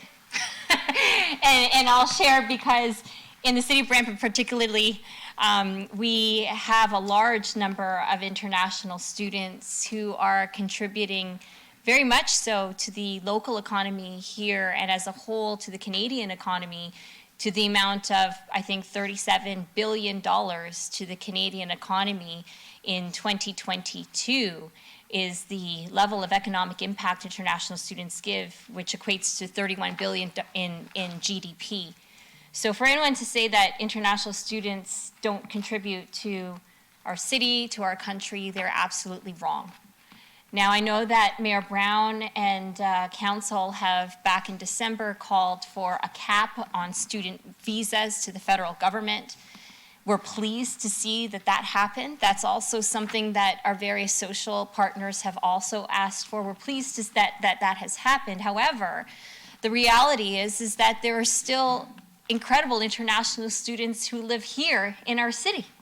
And by all means, they deserve all the support and safety and not being human trafficked or exploited the way that we've seen on the social media ads or on public ads posted in front of gurdwaras or in front of colleges.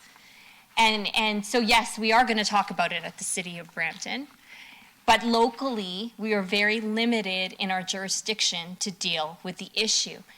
After we shared that ad on social media calling for free rent, friends with benefits, I'm very happy and sad at the same time that media picked it up in order to share that particular story.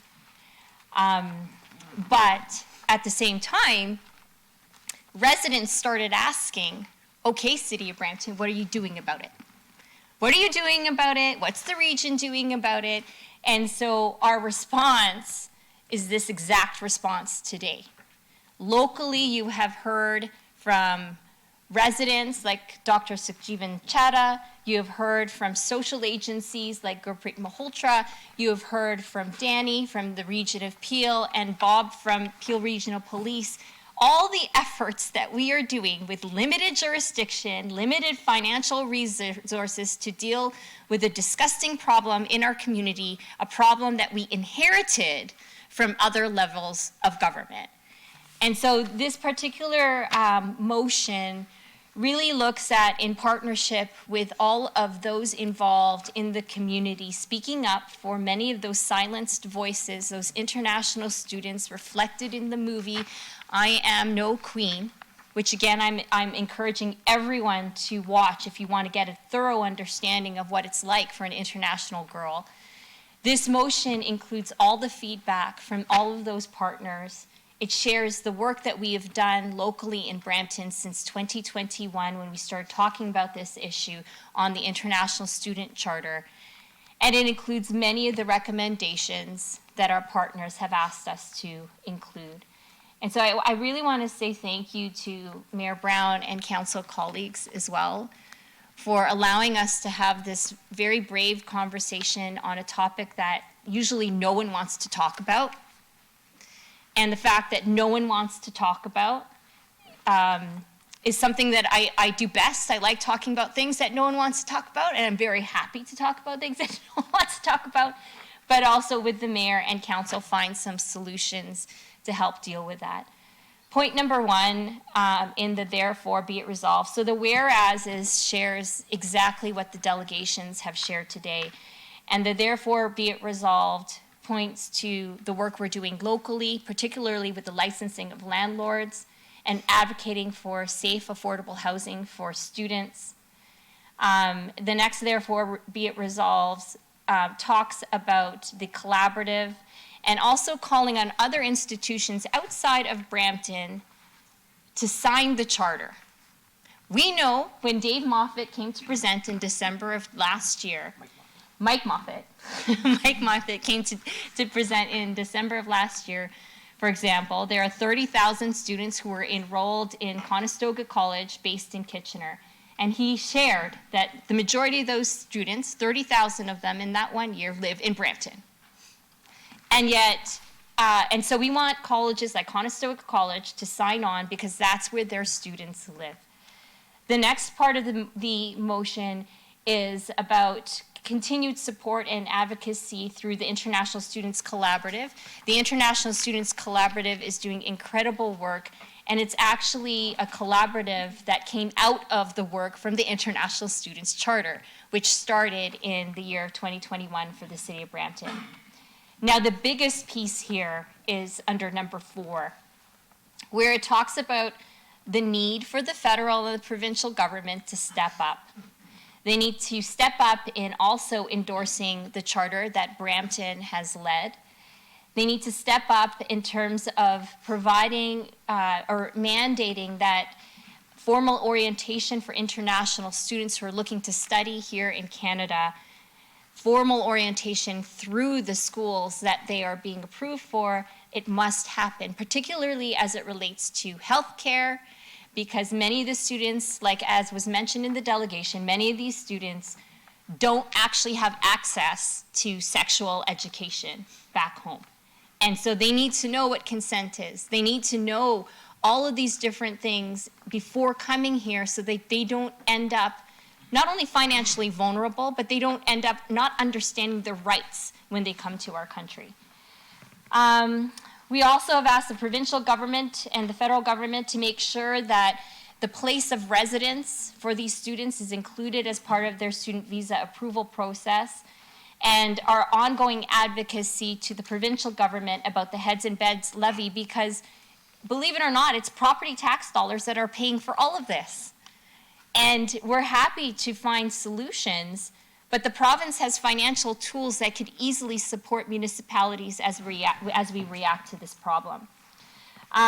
We need to strengthen the private colleges as it relates to recruitment and education standards of international students. So while post-secondary institutions who are public have very strict guidelines, have very strict regulations, private colleges, of which there are over 70 in Brampton, are not as strictly regulated. And we actually don't have data to understand how these students are being approved, how their education is going, and what's ending up with them once they enter that particular college. The next piece is what Dr. Sukhjeevan Chatta has mentioned. So believe it or not, there's actually a condition in the visa for international students where it's assumed or suggested that if you engage in sex work, you will be deported. This is a tool for human traffickers to coerce and threaten these young women to stay in prostitution and in human trafficking. The next piece is about working hours and increasing them. So right now, the federal government introduced policy that limits their legal out-of-class work to only 24 hours a week. What does that mean? That means that, number one, students can barely afford to put food on the table with 24 hours of a work week. So then they end up going underground. They end up going cash jobs, no rights, none of their rights are protected. Many of them get exploited even further, as shared by many of the delegations today. So we're calling on the federal government to increase those working hours. I used to be an international student in London, England. I worked 3 jobs, trying to pay my tuition, trying to pay my rent. There is no way that legally an international student could sustain themselves, especially if they're financially vulnerable, with a limit of only 24 hours a week. There is no way. Expand eligibility for the supports for organizations like Indus, social agencies, others who currently, as you heard it, are not even allowed to serve international students, but are doing it anyway because we have hearts and we must. That's the right thing to do. And then also to support the idea of a 3-year pilot program to provide those wraparound supports and a hub where international students feel safe, where it's culturally sensitive, and students feel safe to actually seek help. Increasing accountability for post-secondary institutions so that they can develop formal pathways to dedicated anti-human sex trafficking services such as those presented by Encourage. Strengthening regulations and immigration consultants. So the federal government, and thank you Commissioner Ganesh for sending me this information, the federal government has recently set up a task force to crack down on those fraudulent consultants who are luring and providing false stories of what it's going to be like here in our country. So we need to continue and strengthen those efforts as well.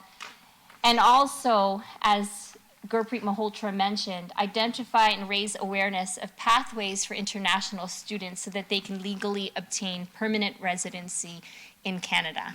Listen, the majority of us in Brampton, across the country, we're all immigrants. We got here some way through our parents, our grandparents from another country. These international students are doing the same thing for their families back home. And this is just one of the pathways. And if we're going to say, as Canadian citizens, we want you to study here, and there's opportunity for you to grow here. And we've seen CEOs and small businesses and entrepreneurs. We have seen MPPs like Amarjot Sandhu, who is an international student, contribute so much to the economy and so much to our democracy here in Canada. If we're saying to them this is a path, then we have to support them on that path. Supporting them on that path means finding permanent residency in Canada if that's what they want to do. It does not mean having them end up being prostituted and exploited in our country. That is not Canada. That is not Brampton. That is not the region of Peel. And so that we need to make sure that if they're looking for permanent residency, because certainly we need the people, that there is a proper pathway to support them to do so. And then, of course, the work that Peel Regional Police is doing, which they shared in their delegation as well, in terms of sharing joint forces across regions and investigations and the various tools that they need to crack down on the human traffickers. The final piece is actually making sure that the correspondence is forwarded to all the appropriate ministries, local MPPs, Region of Peel Council, FCM and AMO, who I know deal with this issue and talk about this issue as well. And one final thing I'm going to add to this motion is that the city of Brampton host a screening of I Am No Queen that would be free to the public. That is the motion before you. Thank you very much, all, for sitting through all of these important delegations and for all of the work in putting this motion together today. Thank you, Councillor Santos. I do have Deputy Mayor Singh on the board. Thank you, Councillor Santos, and that is a very comprehensive motion. I was going to add exactly what you added on the last slide. So for the public and staff, viewing for staff, that's exactly what I was going to add. And hopefully my council colleagues, and I haven't seen it yet, so we can all attend and watch it as well. Thank you. Thank you, Deputy Mayor Singh. I just really want to say thank you, Councillor Santos, and those who have delegated today and shared the statistics and stories and provided insight into this unfortunate reality that many vulnerable people, including international students, face. These delegations today shine a light on the increasing need for support and services from all levels of government, just like Councillor Santos was mentioning. Human trafficking, whether it's exploitation of the workforce or sex trafficking, exaggerated by the lack of community resources and isolation, something that many international students and other vulnerable populations do experience. So I want to say thank you to all the organizations that are already doing the work to support students and working towards developing wraparound supports that address financial instability, lack of knowledge about the rights as a worker, and the need for safe and affordable housing. I know Councillor Santos has been working with a lot of these organizations, and just want to say great work. It takes a lot from you because it is very emotional. It really does touch you, and you have to work through that and be strong. So thank you for that. And it is equally importantly that the responsibility of post-secondary institutions to provide formalized orientation for international students on employment, housing rights, interpersonal violence, and other pertinent topics is highlighted, because it is these institutions that have sent letters of enrollment to these students, and they also have the responsibility to ensure that they help the students work towards that success. So just really want to say thank you to everyone again. We do have a motion on the floor. We do have Mayor Brown. Once again, as I said earlier, thank you to Councillor Santos for being such a champion on this issue, and you've been relentless to see what we can do to do more. I just want to underline, the reason I support this is we have to look outside the box of how we can combat this. This is happening in plain sight. And I asked the leadership of the Peel Police to share with me some of the data they had that I wanted to put on the record here today. In 2024, the PRP has already completed 110 investigations into human trafficking incidents, and we're only October. In 2023, they did 127. Since 2020, they have charged 168 people with 666 human trafficking-related charges. And that's just what we know about. It's insidious, it happens in our community, and we can't be blind to the fact that this is a challenge we're facing in our country. And unfortunately, based on where Peel Region sits, having the busiest international airport in Canada, including major highways and intermodal hubs, we're more vulnerable. So if there's ever a region that needs to step up aggressively and look at ways to combat it, it's right here. So thank you, Councillor Santos. Thank you, Mayor Brown. We do have a motion on the screen, recorded vote. Madam Clerk. Motion moved by Councillor Santos. All in favor? I call. Through you, Chair. I'll call each member's name and ask how you vote. Deputy Mayor Singh, how do you vote? In favor. Councillor Tour, how do you vote? Councillor Power, how do you vote? Councillor Fortini, how do you vote? In favor. Councillor Medeiros, how do you vote? Councillor Keenan, how do you vote?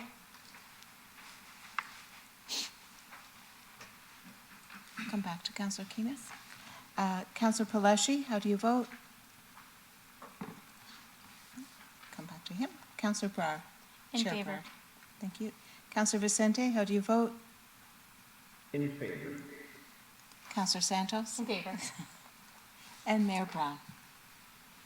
Yes. And that is carried, Chair. Thank you so much. Sorry, I'm in favor, just wouldn't, you couldn't hear me. It's Councillor Keenan. Thank you. Thank you, Madam Clerk. We'll move on to our next delegation. 6.8 from Andreen Johnson, CEO, Embrave Agency to End Violence, and Janice Lee, Executive Director, Arma House, Wrapped in Courage, flag raising. Thank you. Welcome, and you have up to 5 minutes. Just gonna put it down a little bit. Everyone can hear us okay? Yeah, okay. Good morning, Mayor Brown and council members. Thank you, Speaker. It is an honor to stand before you today as the Executive Director at Arma House with Andreen Johnson, the CEO of Embrave Agency to End Violence, to discuss two important initiatives we're working on in partnership. Arma is a second-stage transitional housing facility for women and children with or without children affected by intimate partner violence. Our second-stage shelter welcomes families into a supportive environment where they can rebuild their lives free of violence. Everyone in this council knows about Arma. We've been here, we're familiar. With stays up to 2 years in Mississauga or 4 years in Brampton, plus a year of outreach following their stay, residents have access to vital programs and workshops aimed at developing life skills and increasing confidence. Regrettably, still as the only second-stage transition housing facility in the region of Peel, we are still forced to turn away 3 out of 4 families seeking sheltered support, a vital reminder of the urgent need for safe and affordable housing in our community. My colleague Andreen and I want to talk about 2 important initiatives that are close to our hearts. First is the Wrapped in Courage campaign in November, marking Women Abuse Prevention Month in Ontario. The second is the 16 Days of Activism Against Gender-Based Violence, starting November 25th on the International Day for the Elimination of Violence Against Women. According to the Region of Peel website, in 2022, Peel Police responded close to 16,000 incidents of family and intimate partner violence, about 43 disputes daily or every 2 hours. However, many incidents go unreported due to the stigma and retaliation. The Government of Canada estimates that billions are spent annually on healthcare, justice, and social system responses to gender-based violence. That stat is from 2024. The Wrapped in Courage campaign symbolizes the courage of survivors and our community's commitment to raising awareness about gender-based violence and the need for sustainable services for survivors and their children. In November, Wrapped in Courage engages local communities to connect survivors to vital support services and educate the community on social change that's needed. We invite all Ontarians to show their support for survivors of gender-based violence by wearing a purple Wrapped in Courage scarf and attending Wrapped in Courage flag-raising events.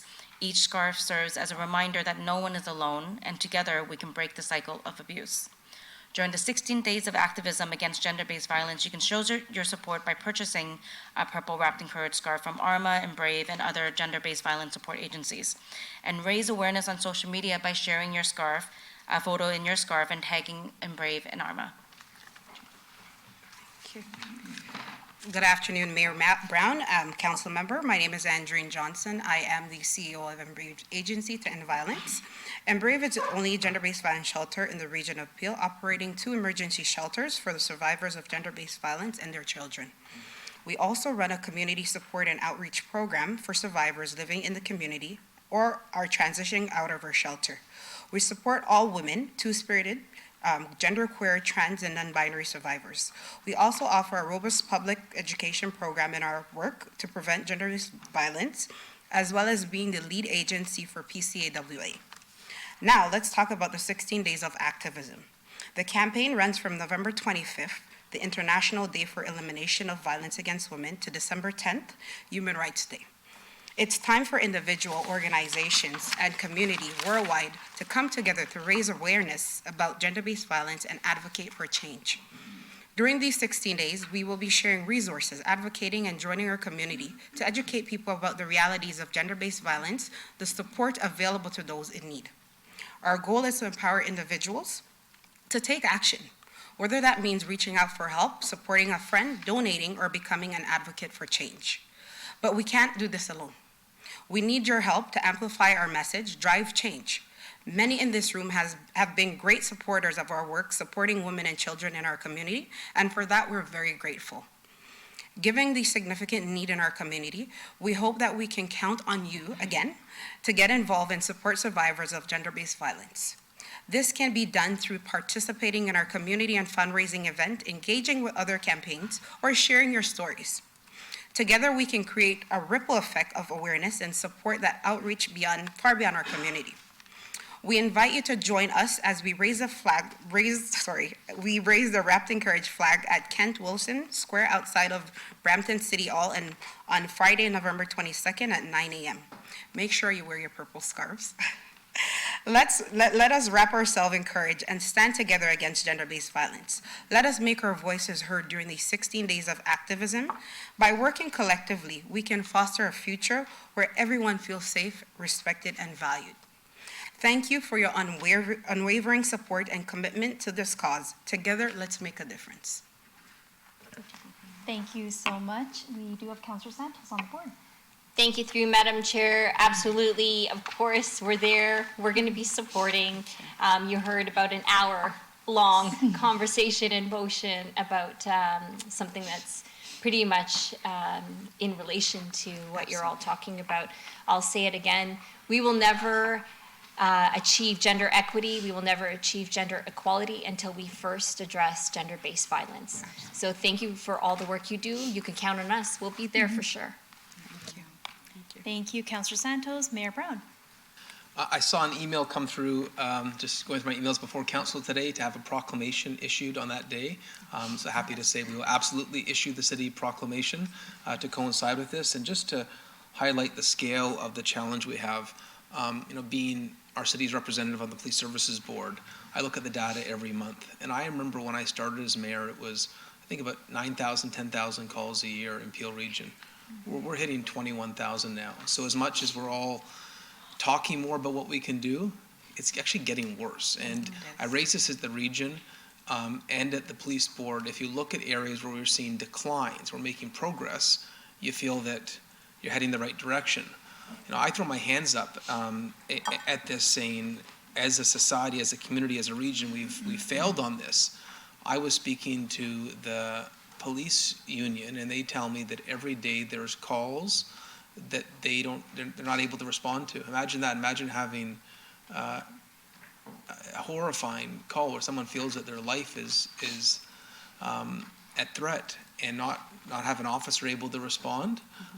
It's why what the Peel Police are proposing right now, and we'll have this before us at the regional budget, the largest expansion in Peel Region history in terms of the intimate partner violence unit. It's so desperately needed. We need those officers. We need to be able to respond to every call. I do not want to hear about calls not able to respond. This is an epidemic in our country, in our region. 21,000 calls. Think about that. 21,000 calls a year. How has it doubled in the last 6 years? That's horrifying. We need to reset how we approach this. The current approach is broken. Thank you, Embrave, for being so vocal on addressing an issue that is a cancer within our society. Can I add a comment to that? Actually, you go first. Go ahead. So if I may concur on, your statement, Mayor Brown, I think certainly coming from a shelter standpoint, I think one of the hardest thing, and I think my colleagues and perhaps folks in this room have heard me say it, the hardest part about doing this job is going home, watching the news and wondering, okay, did a femicide happen today? And did this woman reach out to Embrave? Because as it stands currently, from January till most recently, I checked the status, and we've actually had to turn away 475 person. And keeping in mind that in July, we had 2 femicide. So again, when we see the numbers and we see that we're turning away folks, and then on top of it, we don't have the infrastructure. I know I've had conversation with various folks in this room. We need more shelter space, specifically in Brampton. We're a growing population. And unfortunately, 24 beds at one location and 30 bed at the other just doesn't cut it. So as individuals and as humanitarianism folks here, where do we bridge the gap? We need space. I think certainly, and I've said it to my staff, I think sometimes the process in just us determining whether or not a person stay alive to say, hey, you need to meet this assessment list in order for us to give you a shelter bed, I think is barbaric, if I'm being honest with you. But I get it. But I also get the fact that we need shelter spaces, shelter beds. That's. I have one takeaway from this delegation. You sort of stunned me when you said 475. That's a staggering number. It's increasing. I'm quite sure it's probably more because we've been dealing with lots of infrastructure issues at our current shelter. So I've had to put up pause on many things. 475 Yes. or more Yes. women who are pleading for help for their safety turned away. And children. In shelter. What I'd like to know, maybe for our advocacy in terms of getting more shelter space and funding, maybe GR could, I'm looking at Chris Ethier's department, but he's actually on the Big City Mayor's call today. I'd like to collect the data for all organizations like yours that operate in Brampton. So we know the Brampton specific numbers. I'm sure Mississauga would do the same, so that we meet and do our advocacy with other levels of government. We can say what the number is on an annual basis of vulnerable women turned away when there's no bed available. And so if your number is 475, you add other organizations' numbers, that's an ugly number. And so if we could sort of when we receive the delegation, request collection of data within the next 30 days, I think that's important for us in our advocacy. I think also in your effort in coordinating and accumulating these numbers, I think certainly looking at the other intersectional connections as it pertains. I know my colleagues before spoke about HC human trafficking. It's through the roof. I've seen seniors coming in. So I would say there's a large ratio of different folks coming in through different capacity, but again, the need it's real. Thank you so much, Mayor Brown, and thank you, Arma House and Embrave, for all your great work in the community. It is very hard to swallow when you have to turn people away, and I think, I'm just wondering, how do you even, go on to the next? You can't. And you can't, and it's very hard to see that. So I just want to say thank you so much for all your great work, and I would really request if there's any social media tiles, any hashtags that you want trending, I think, that'd be very important for those days to come, just because we want everyone aware of what's happening, and this is the awareness campaign that we're going to bring. So thank you so much again, and we have a motion moved by Councillor Santos to receive the delegation. All in favor? Thank you. The motion carries. Thank you so much again. Our next delegation is from Sylvia Roberts, Brampton resident. It's regarding the involuntary treatment and mental health care access in Brampton. Welcome, Sylvia. You have up to 5 minutes. Hello, my name is Sylvia Roberts. I'm a resident of Brampton. I'm here to talk about the previously passed involuntary treatment motion. While some of you may know that I was in the hospital earlier this year, more specifically, I was at CAMH. I went there voluntarily under my own power and overall found it useful. While there, I met many interesting people. It seemed most of them had been there substantially voluntarily. Some of them have had substance issues that they understood were a problem, and they wanted to get better, but it was very difficult for them to get government-funded treatment. It turns out the province has an acute shortage of treatment capacity. When given finite treatment capacity and the choice between someone who wants to get better and forced treatment, the former is going to have better outcomes because they're willing to follow through on treatment. While the Ford government has promised to open heart centers, will we get one here? Will it be big enough for our need? A number of people who were at CAMH had experienced the Brampton Civic Hospital, and the consensus was it was not good. Brampton Civic Hospital is one of the busiest in mental health-related care in the province. Indeed, the last time I saw it ranked, number 1 was CAMH, number 2 was Homewood, which is a dedicated addictions treatment center, and number 3 was Brampton Civic Hospital. Brampton Civic Hospital tended to have some capacity for this care, but it was never intended to have this much volume, and the lack of programming shows. While CAMH had a variety of classes you could go to learn about coping and management techniques, Brampton Civic Hospital is described as lacking and much like involuntary detention. For those who were at CAMH and did not go to the classes, it probably felt a lot like involuntary detention. I have experienced being taken to Brampton Civic Hospital, and frankly, the experience was humiliating, degrading, and traumatic.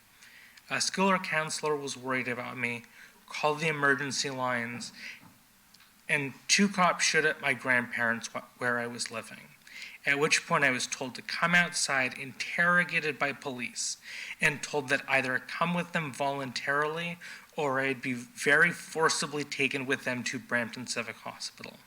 If a man pulls out a gun and tells you to give him his money, we would call this a violent crime. If a man threatens to beat his girlfriend if she does not obey him, we would rightfully call this intimate partner violence. A threat of violence to control someone is violence by its very nature. Call it compassionate care all you want. You're advocating for expanding violence to deprive people of liberty without trial, without regard for the principles of fundamental justice. The system is broken. The system does need reform. For one, since Brampton Civic Hospital opened, our population has increased by more than 50%, and services have not kept up.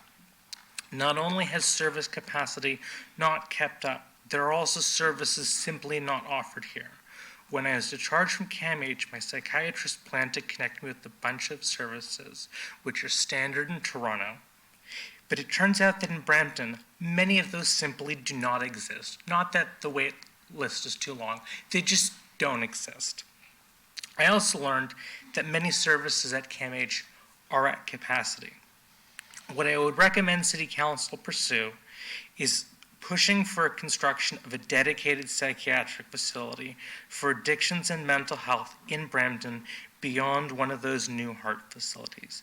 In partnership with CAMH, Brampton now has a medical school which will offer psychiatric rotations. Sheridan is expanding their nursing program. They could both benefit from a teaching psychiatric hospital in Brampton. It will also give Brampton Civic Hospital and Peel Memorial additional training and support into mental health care. It would be good for Brampton, and we could have culturally competent care.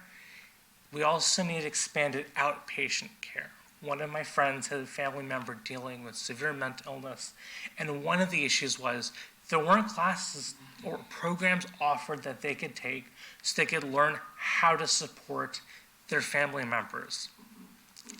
One of the examples used at council was someone who had repeatedly threatened to with a weapon, threaten people. People who are concerned about ensuring that we are not spending terrorists generally don't have an issue with if someone has committed a violent crime to have a diversionary program. But if someone has not committed a violent crime, to ignore this and to incarcerate them involuntarily is a violation of the principles of fundamental justice. Thank you. That's my delegation. Thank you, Sylvia. Councillor Power, you have the floor. Thank you through the chair. I just want to say thanks, Sylvia, for your delegation and being so brave. I think it's a challenge, and Brampton Civic isn't equipped, and thank you for highlighting that. Thank you, Councillor Power. We have a motion moved by Councillor Power to receive the delegation. All in favor? Thank you. The motion carries. Thank you. Our next delegation is from Harpreet Singh Gill, Principal, KM School, regarding the request for deferral of the development charges for an additional school building project. Welcome, Harpreet Singh. Thank you. Good morning. Thank you for having me here. I just want to salute the wonderful people who've come before me. Their work is amazing. We are doing something different here in Brampton. I am representing KM School, a multicultural and multi-faith private school in Brampton. We opened in 2007 with a sense of urgency to protect and foster the ethnic languages and faiths in a beautifully diverse community in Brampton. And the only education system that allows for such individually customized programs is Montessori. And I'm proud to say that KM School is Brampton's only accredited Montessori program from toddlers up to grade 8. We are now working on an exciting building project at 11499 The Go Road that will allow us to grow and meet even more of our community's needs.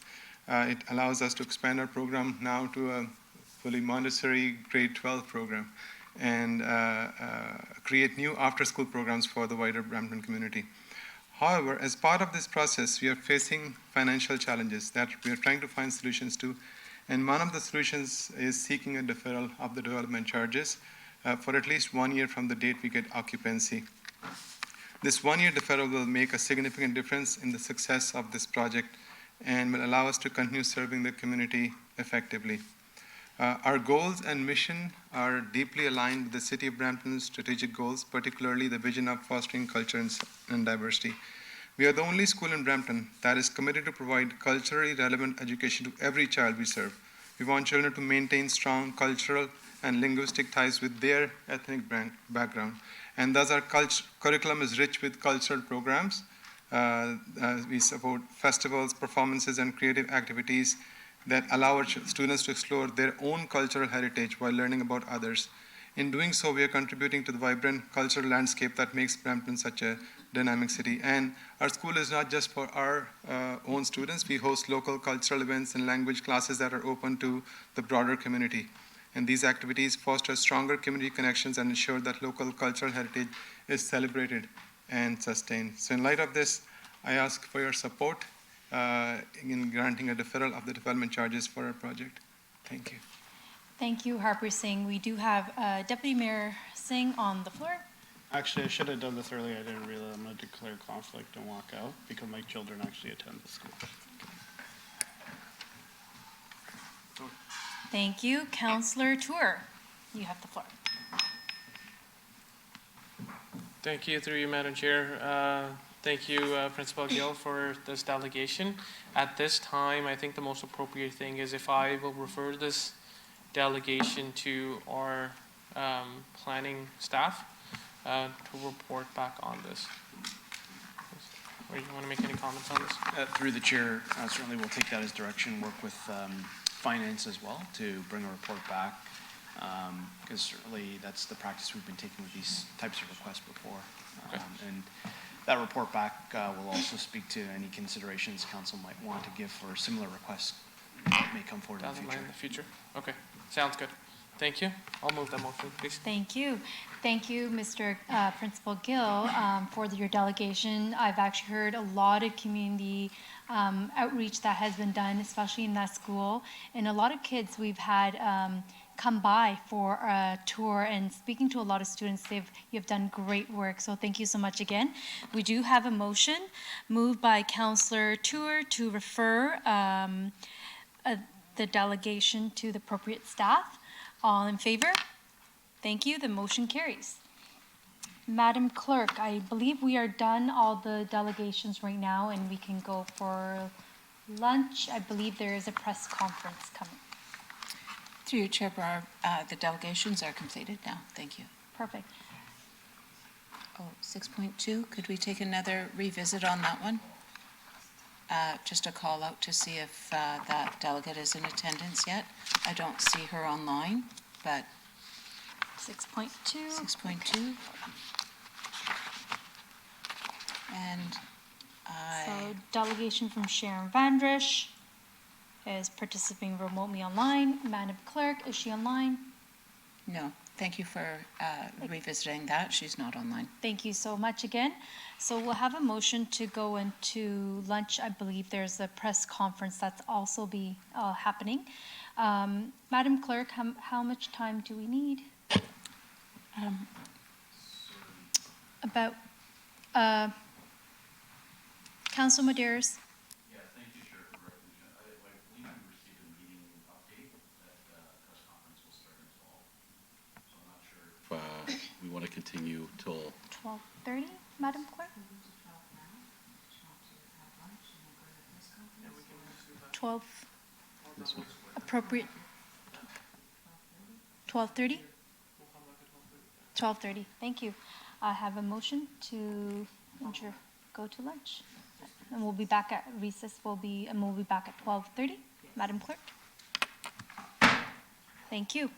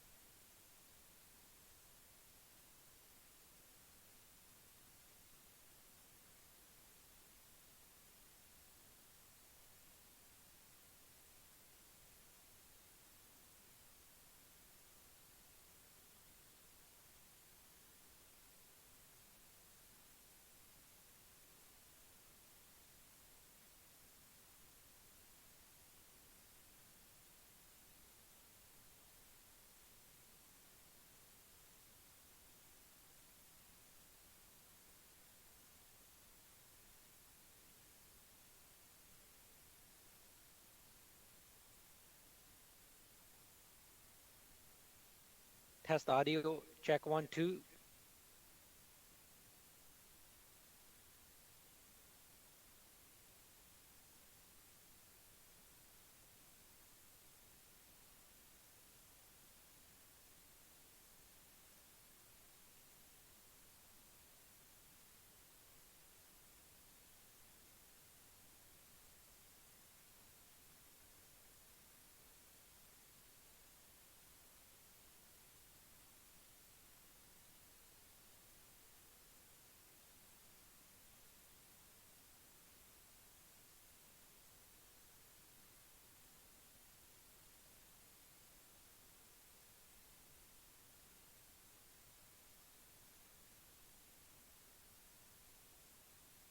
Madam Clerk, do we have quorum? Through you, Chair. We have 3 councillors online, so yes, we do. Thank you so much and welcome back. Our next item is 7.1, Government Relations Matter. Andre Hoffman, a Manager, Government Relations Public Liaison's Office, is here with a presentation for a Committee on Government Relations Matter. Welcome, Andreas. Good afternoon, Madam Chair and members of Council. I'll begin this week's update with regional matters. We can move to the next slide, please. This week we have a meeting of Debt Issuance Committee as well as Peel Housing Corporation special meeting, followed by regular regional council meeting starting at 9:30 a.m. We can move to the next slide, please. We've identified capital agenda items we wanted to flag for you today. First item, it's item 8.1, Housing Development Update 2024. The report provides an update on housing activities by the region, including sources of funding and ongoing projects that will have direct impact to the residents and housing needs in the region.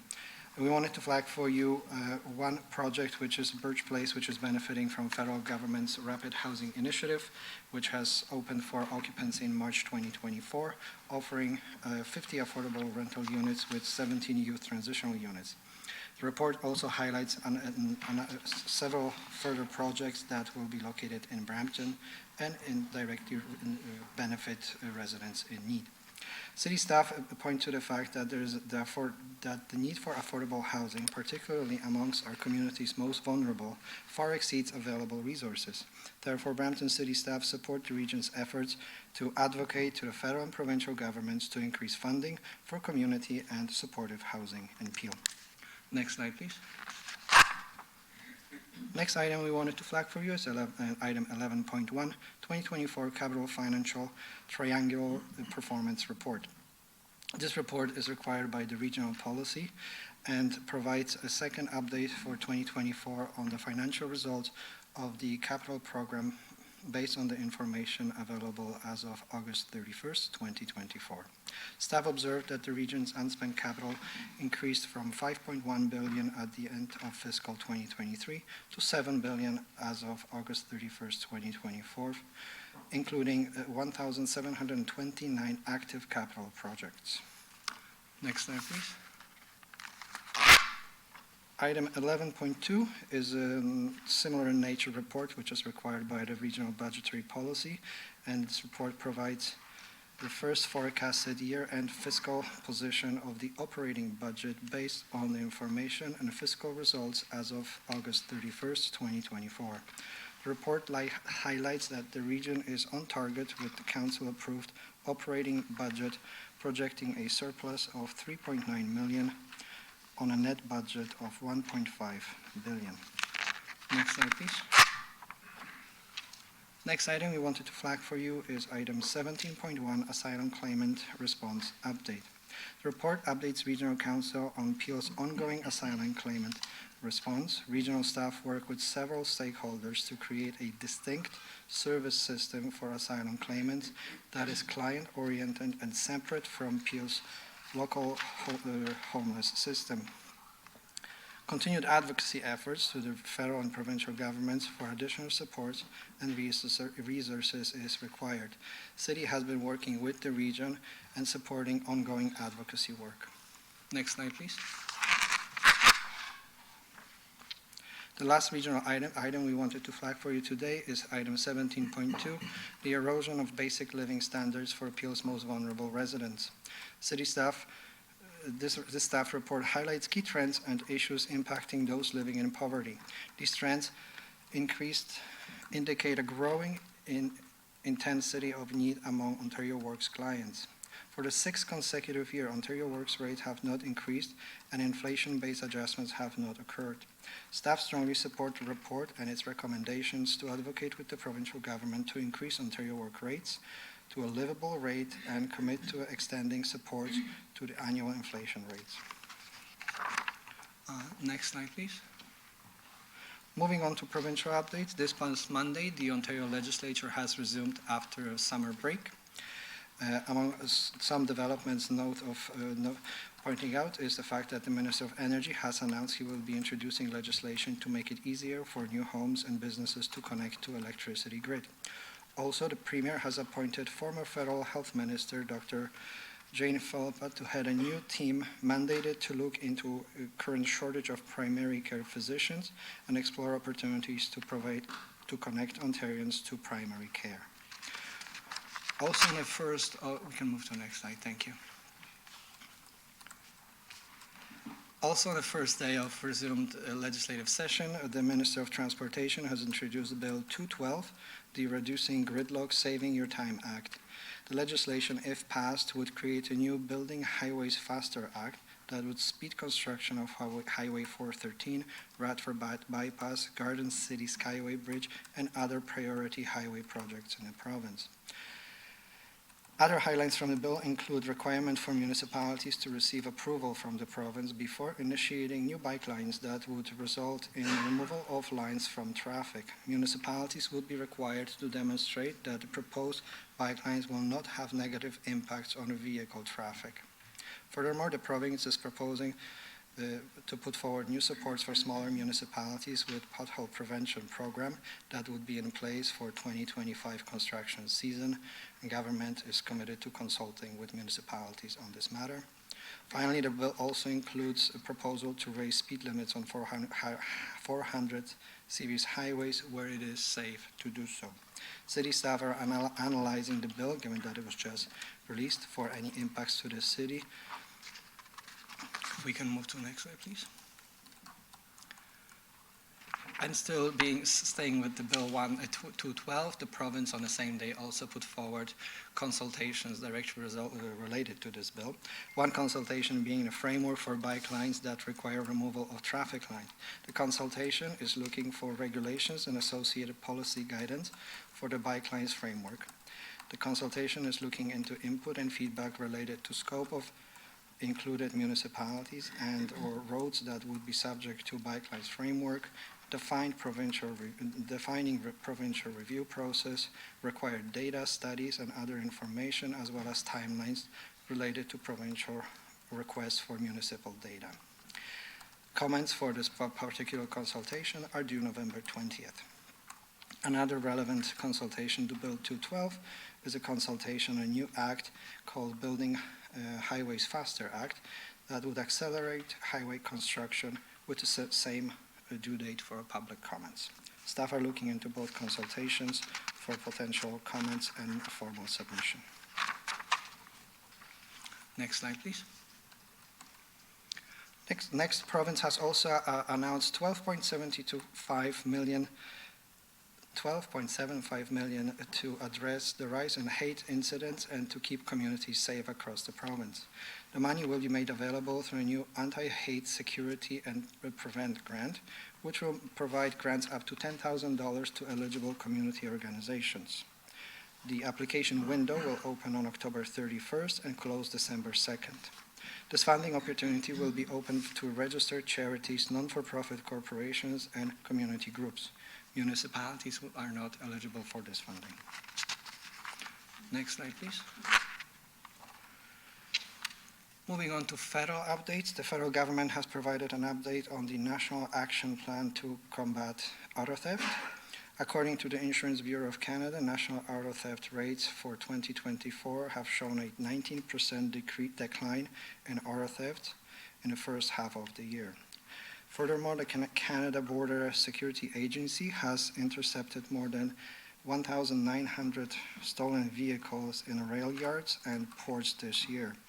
It is important to keep in mind that the City of Brampton has been at the forefront of this with its advocacy for the coordinated action to combat auto theft, including collaboration with all levels of government and stakeholders.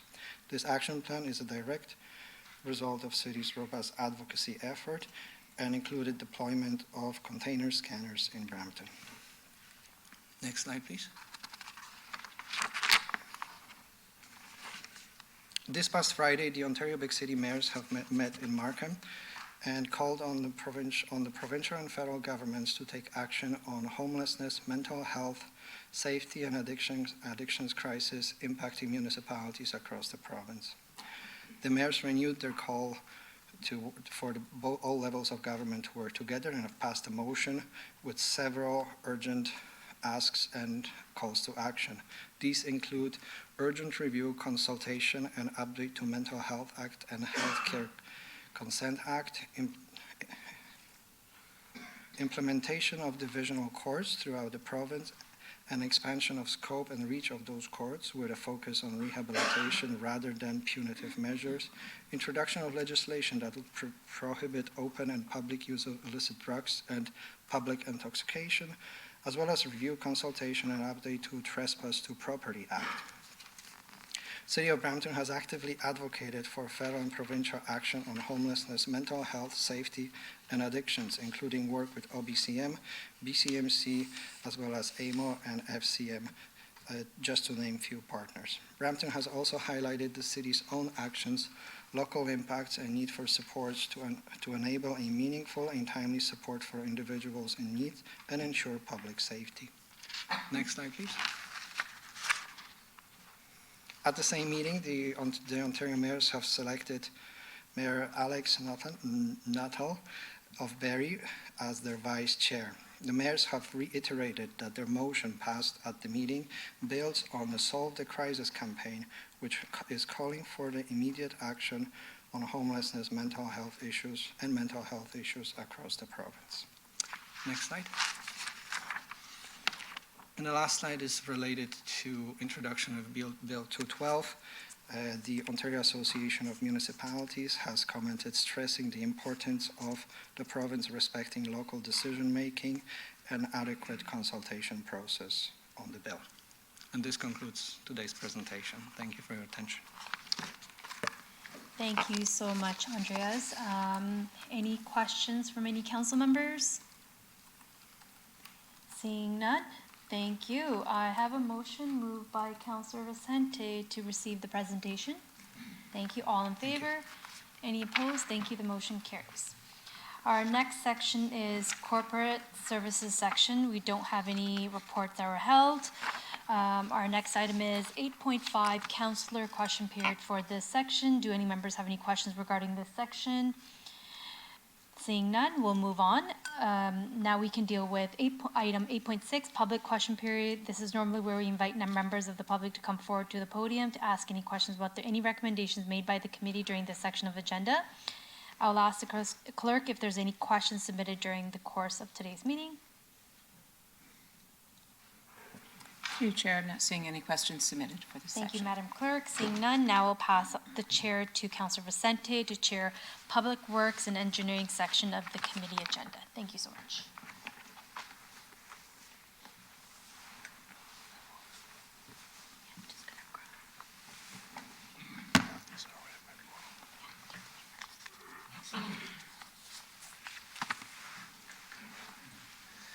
Thank you very much, members of the committee. Our next item is 9.2.7, an item held by Councillor Tour regarding request to begin procurement for Countryside Drive from Regional Road 50 to 700 meters west of Coleraine Drive, Phase 1 in Ward 10.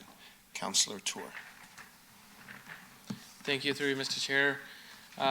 Speaking with Public Works staff on this item, there is a property that is on Countryside Drive, which is fairly further along the planning process, and they're eager to get construction started to build a facility that's going to have a few hundred jobs come into the city. There are some roadblocks, I understand, from the region appeal when it comes to servicing issues, and they would also require Countryside Drive to be widened there for the truck traffic that will happen there in the future. Unfortunately, it is just outside of the limits that we have identified here. It's about 100 meters further west. If Commissioner for Public Works wants to share just a few comments about this, please. Certainly, through the chair to Councillor Tour, the current limits as shown for phase one were determined primarily on the status of the property acquisition plan. Having said that, we can certainly look to extend the limits by 100 meters to include that section, provided the required property is secured and approvals from the region for the water main and sewer work. So we'll certainly endeavor to include this section if at all possible. Okay, then can we just add that as wording, perhaps? Don't know where exactly it would be. And we could come back to this as well if we can get wording on this as a provisional item pending property acquisition and the regional issue being resolved, that we can extend the works by another 100 meters to the west. Certainly, and then we can take that as direction and put that in the report. Okay, sounds good. Then if that can be the direction, I'll reflect on the report. I'm happy to move it then. We have the motion on the screen. I see no other speakers What to the item. is unless, Commissioner? Some response from staff. Through the chair, if we can just add an additional 100 meters beyond, up to 800 meters west of Collin Drive, that's appropriate. Thank you. Okay. 800. Okay. Thank you very much. That is good. Councillor Tour, I see no other speakers to the motion. Moved by Councillor Tour. All in favor, any opposed? That carries. Thank you. That takes us to Councillor question period. Do any members have questions with regards to the Public Works section? Seeing none. Public question period. Madam Clerk, do we have questions from members of the public with regards to the Public Works section? Through Chair, no, I see no questions online. Very good, thank you. So our next item will be Community Services, and I'll pass this section over to Councillor Sanders.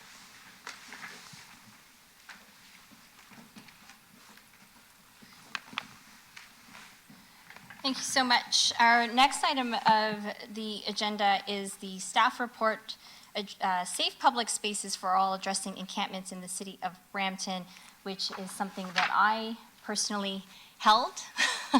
And I know that some of my colleagues have some questions on this report as well. First and foremost, thank you very much to Rizmeen and the Community Services team for providing a very comprehensive summary of the Safe Public Spaces for All report, which summarizes a lot of the best practices and various issues that we've had to deal with, particularly in the concentrated area of the Etobicoke Creek Trail.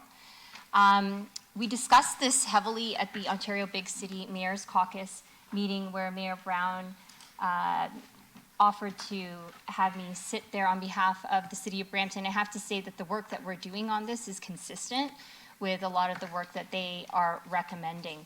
The only thing that I would like to make sure that we add is that this report and the recommendations in this report is also forwarded over, if we don't have it there, forwarded over to the local MPPs, local MPs, the appropriate ministers, and the Big City Mayor's Caucuses, as well as the Region of Peel. And I know that the forwarding to the Region of Peel is already in the report.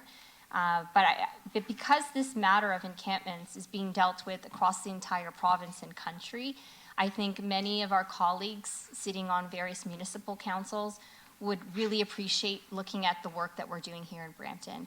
Certainly when I mentioned this to Mayor Guthrie from Guelph, he was very happy to read some of the stuff in our report because it's going to help them in their municipality as well. So thank you very much to staff for putting this report together. I'm hopeful that the Region of Peel will incorporate all, if not most, of the recommendations that we have in this report. One final thing that I will say is that This yet again is another inherited problem that the cities across the country are having to deal with and scrape the money to react to. We really do, as per the recommendations in the report to the federal and provincial government, we really do need them to step up. So hopefully they answer our call. Thanks again to the staff. Over to Councillor Brar. Thank you. The whole team, the community safety and well-being team. We just met with them last week. We do have some encampments in our area. I just want to say thank you to Councillor Santos for bringing this file forward and really working hard on it. It really builds that platform for other encampments coming into the city. We had PRP, we had security, and we had great discussions on how to make these spaces safe for everyone. So residents who are homeless, residents who live in a home. So I think that's the balance that we're trying to create here, and understanding there's advocacy piece that is needed to the provincial and federal government. So looking forward to that and see how we can get that done, and some support systems help on our way, especially in municipalities. Really just want to highlight all the work that has been done from before. And I think when we had our meeting last week, we really talked about encampments, and the safety issue is the most important part. I think I would probably just want to hear from Rasmeen and her team, and just when we look at encampments, what do we talk about, and maybe the safety aspect from both residents from the homeless side and those who have a home.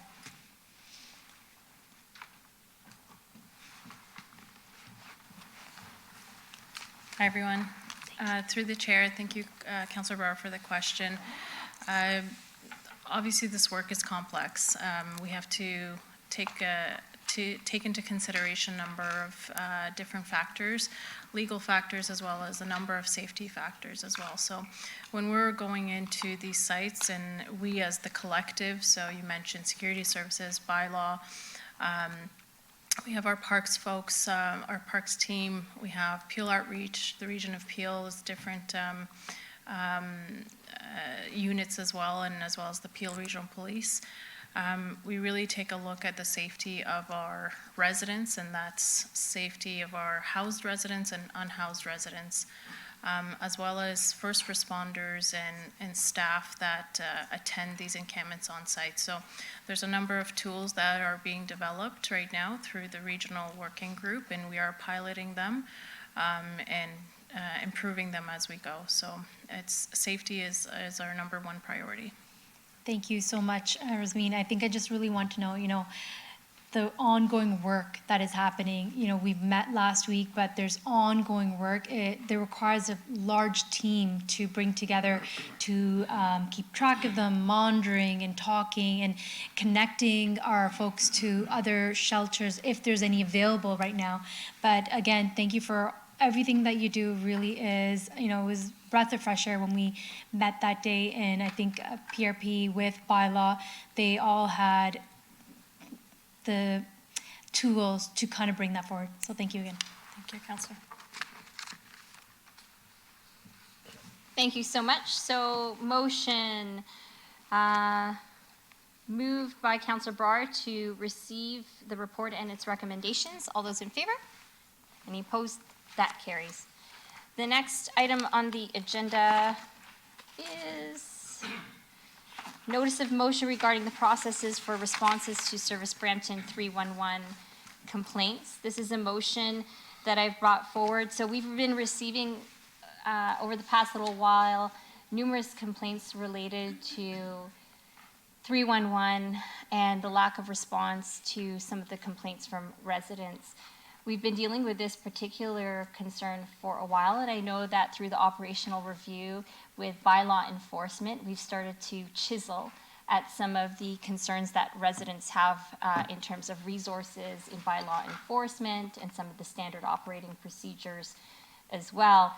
However, 311 Service Brampton, which operates as a call center, taking calls and then triaging those calls to various appropriate departments accordingly, A lot of systems and I guess IT and coordination happens after that call is forwarded to other departments. And I think what this motion is calling for is for us to look internally, to look at our IT, to look at our databases and how we could integrate the communication so that the resident has a thorough customer experience from start to finish and understanding either that their complaint is fully dealt with, who dealt with it, which department dealt with it, what was done, and then a phone call or some sort of close the loop communication and message, okay, now your file is closed. So I'll have maybe members of different departments speak to this particular motion, and thanks to the staff for helping to put it together, to maybe describe what we're looking for or what you're suggesting come back to council. Through the chair, maybe I'll start and then happy to pass it over. But to your point, Councillor Santos, the way 311 is structured now is a call center model where the request from through email or through phone is passed over to the relevant operating department, and then dependent on the service level, the operating department will respond back to that resident. And we get that there is opportunities with new types of technology, with new processes to have more of a holistic view and also a resident-focused or resident lens to get back to understand really how do we satisfy the customer, the resident's needs in a better way. And I think that will take require a collective approach across all the departments that are here and how we adequately and effectively respond back to the resident. And I know that will include IT-related resources, that will require operational changes in departments, but I think we need to take that big picture lens and transition from a call center model to a model to be determined, but that really focuses on the resident experience. Thank you, and I totally agree. Before I hand it over to Commissioner Milojevic to also provide some feedback, you know, the 311 Service Brampton is a call center. They are not the ones who are going into their car and then going to the street and issuing a ticket. In order to deliver the best service to the residents when they have a complaint, it requires such coordination within the departments themselves. So over to you, Commissioner Milojevic. Thank you, Chair, and to you. I know some time ago we started some efforts in terms of looking at what processes have to be looked at and what IT supporting softwares need to be implemented over the time. So in talking to some of my colleagues, and this motion will certainly provide some further guidance for a CEO, looking at how calls come in, how they're logged. Our new CIO, I'm proud to say, has extensive knowledge on databases, extensive knowledge on AI. And that's something else that I've asked to be looked at, is how can we use an AI strategy corporately to deal with a lot of these things. And that is compiling the information coming in, how it gets dispatched out to the different departments, and more importantly, what are the service level agreements and SOPs we have with those different departments to have a certain commitment and accountability of turnaround times be put back into the system, and then what's the automated or the manual way of getting back to our customer to close the loop. So we're looking at it from an end-to-end perspective, and certainly hope that we can come up with a solution that meets our not only immediate needs, but our growing needs, as well as our community gets larger and larger. Thanks so much. And I think I have Councillor Brar. Thank you, through you, Madam Chair. And I just want to really acknowledge all the great work 311 has been doing. To understand they're at the brunt of it. They're at the front facing, and they're the call center that takes all these complaints, action items that they have to transition and action them off. So I think I really want to hear from our director, amazing director, has been working so well with us. Just an example, just for the record, for our councillors and our residents, how does 311 work, and say an action item comes through, and what are the barriers that you're facing when you go through them?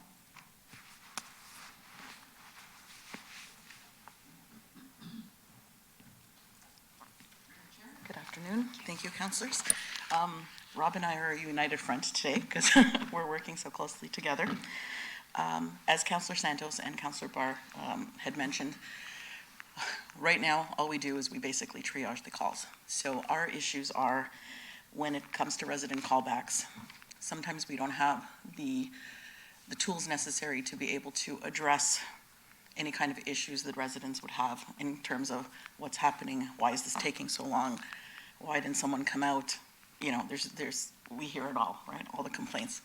So between myself and Mr. Higgs, Rob, we have started a 311 working group, and we're working towards now finally getting access through, because we're very IT driven and very IT dependent.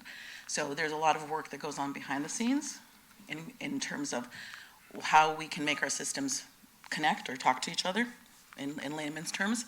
And we're finally going to see that come to fruition. I believe it's December the 3rd that we're launching it.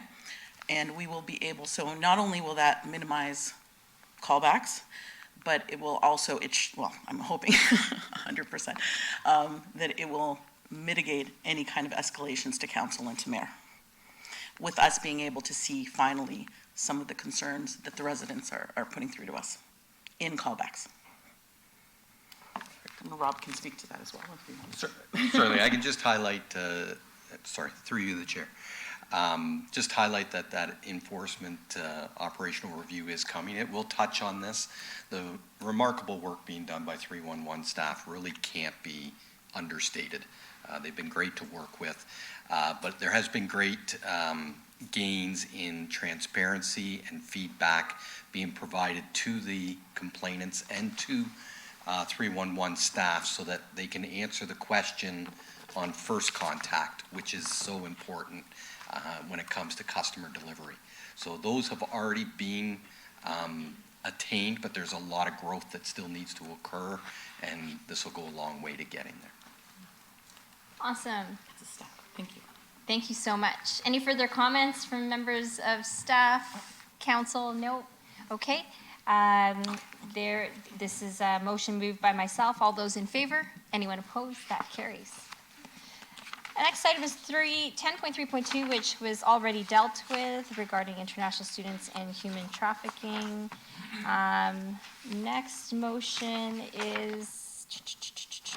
Next item is correspondence, which I believe was dealt with under consent. Council question period. Do any members of council have any questions regarding this section on the agenda? Seeing none, public question period. Any questions online or in person from the public?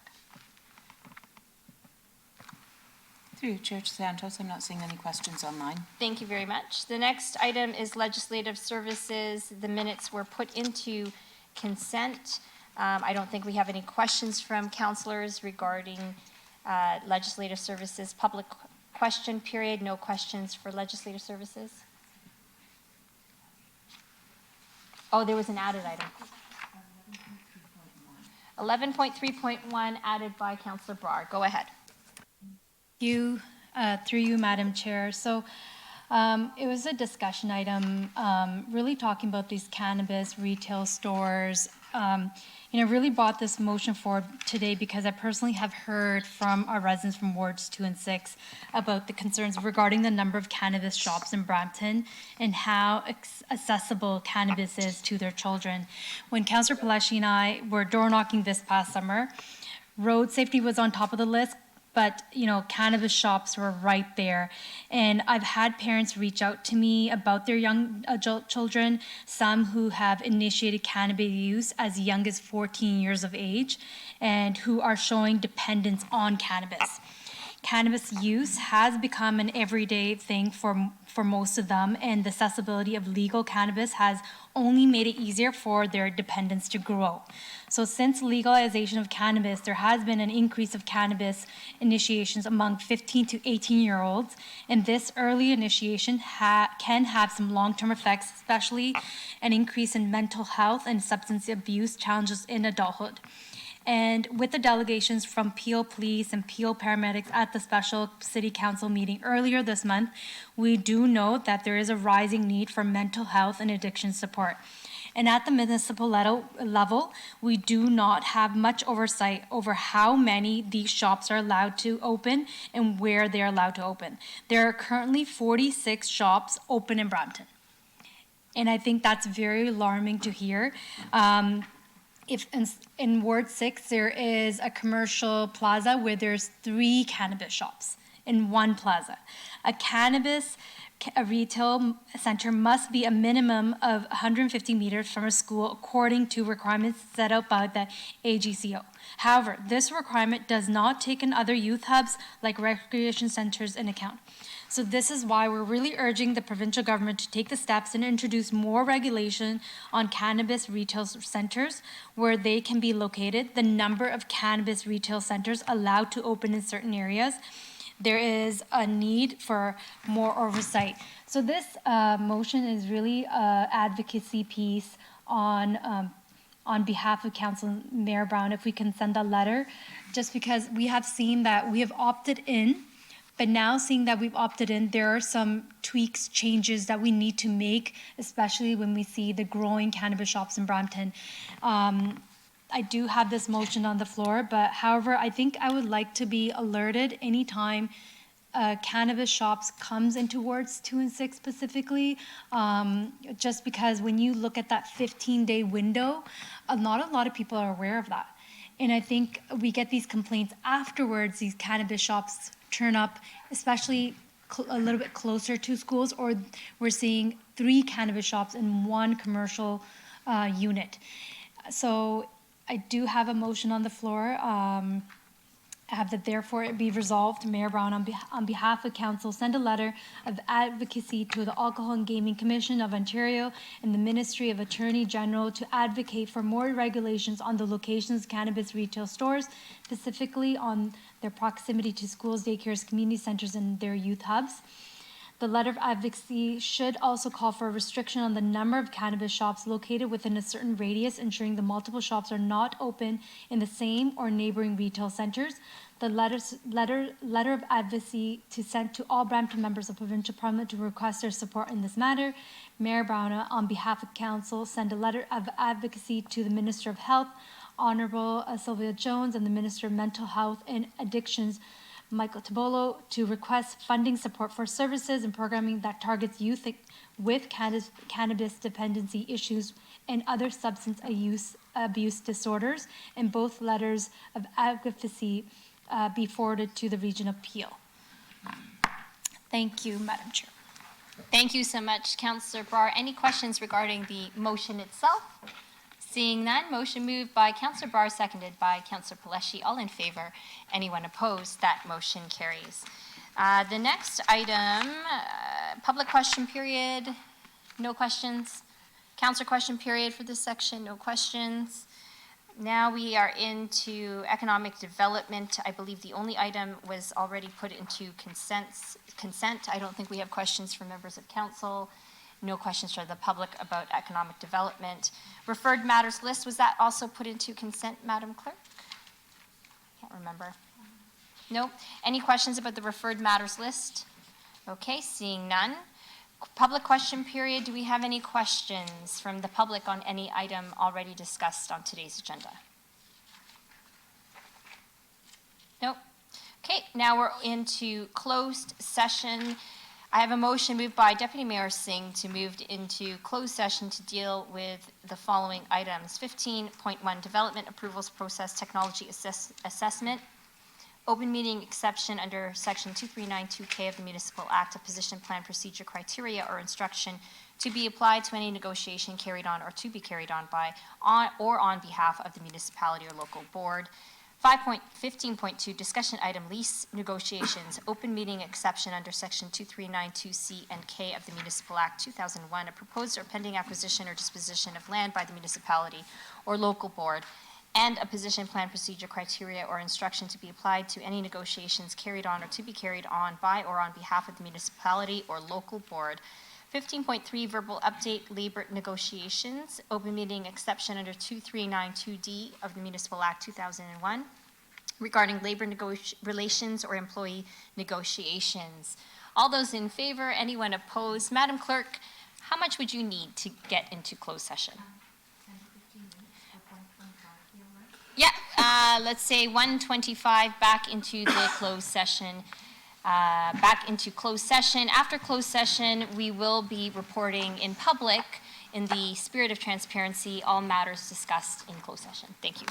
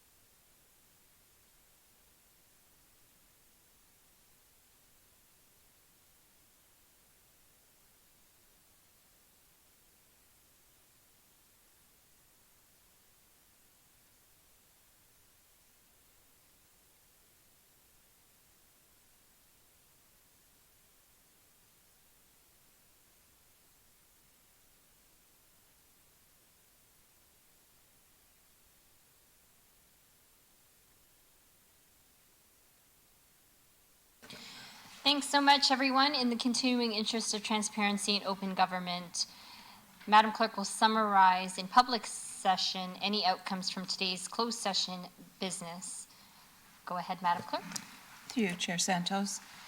In closed session, item 15.1 was considered and direction was given, including that the following motion be considered in open session.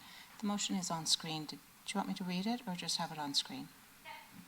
So taken as read, the open session motion as discussed in camera, moved by Deputy Mayor Singh. All those in favor? Anyone opposed? That motion carries. Next item.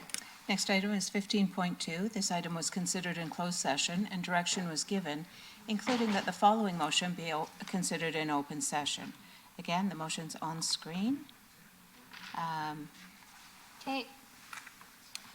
Taken as read, moved by Councillor Paleshi. All those in favor? Anyone opposed? That motion carries. And through you, Chair, the last item considered in closed session was 15.3. No direction was given. Thank you so much, Madam Clerk. Our last item of business is 16, adjournment. Committee is next scheduled to meet November 13th, 2024, 9:30 a.m.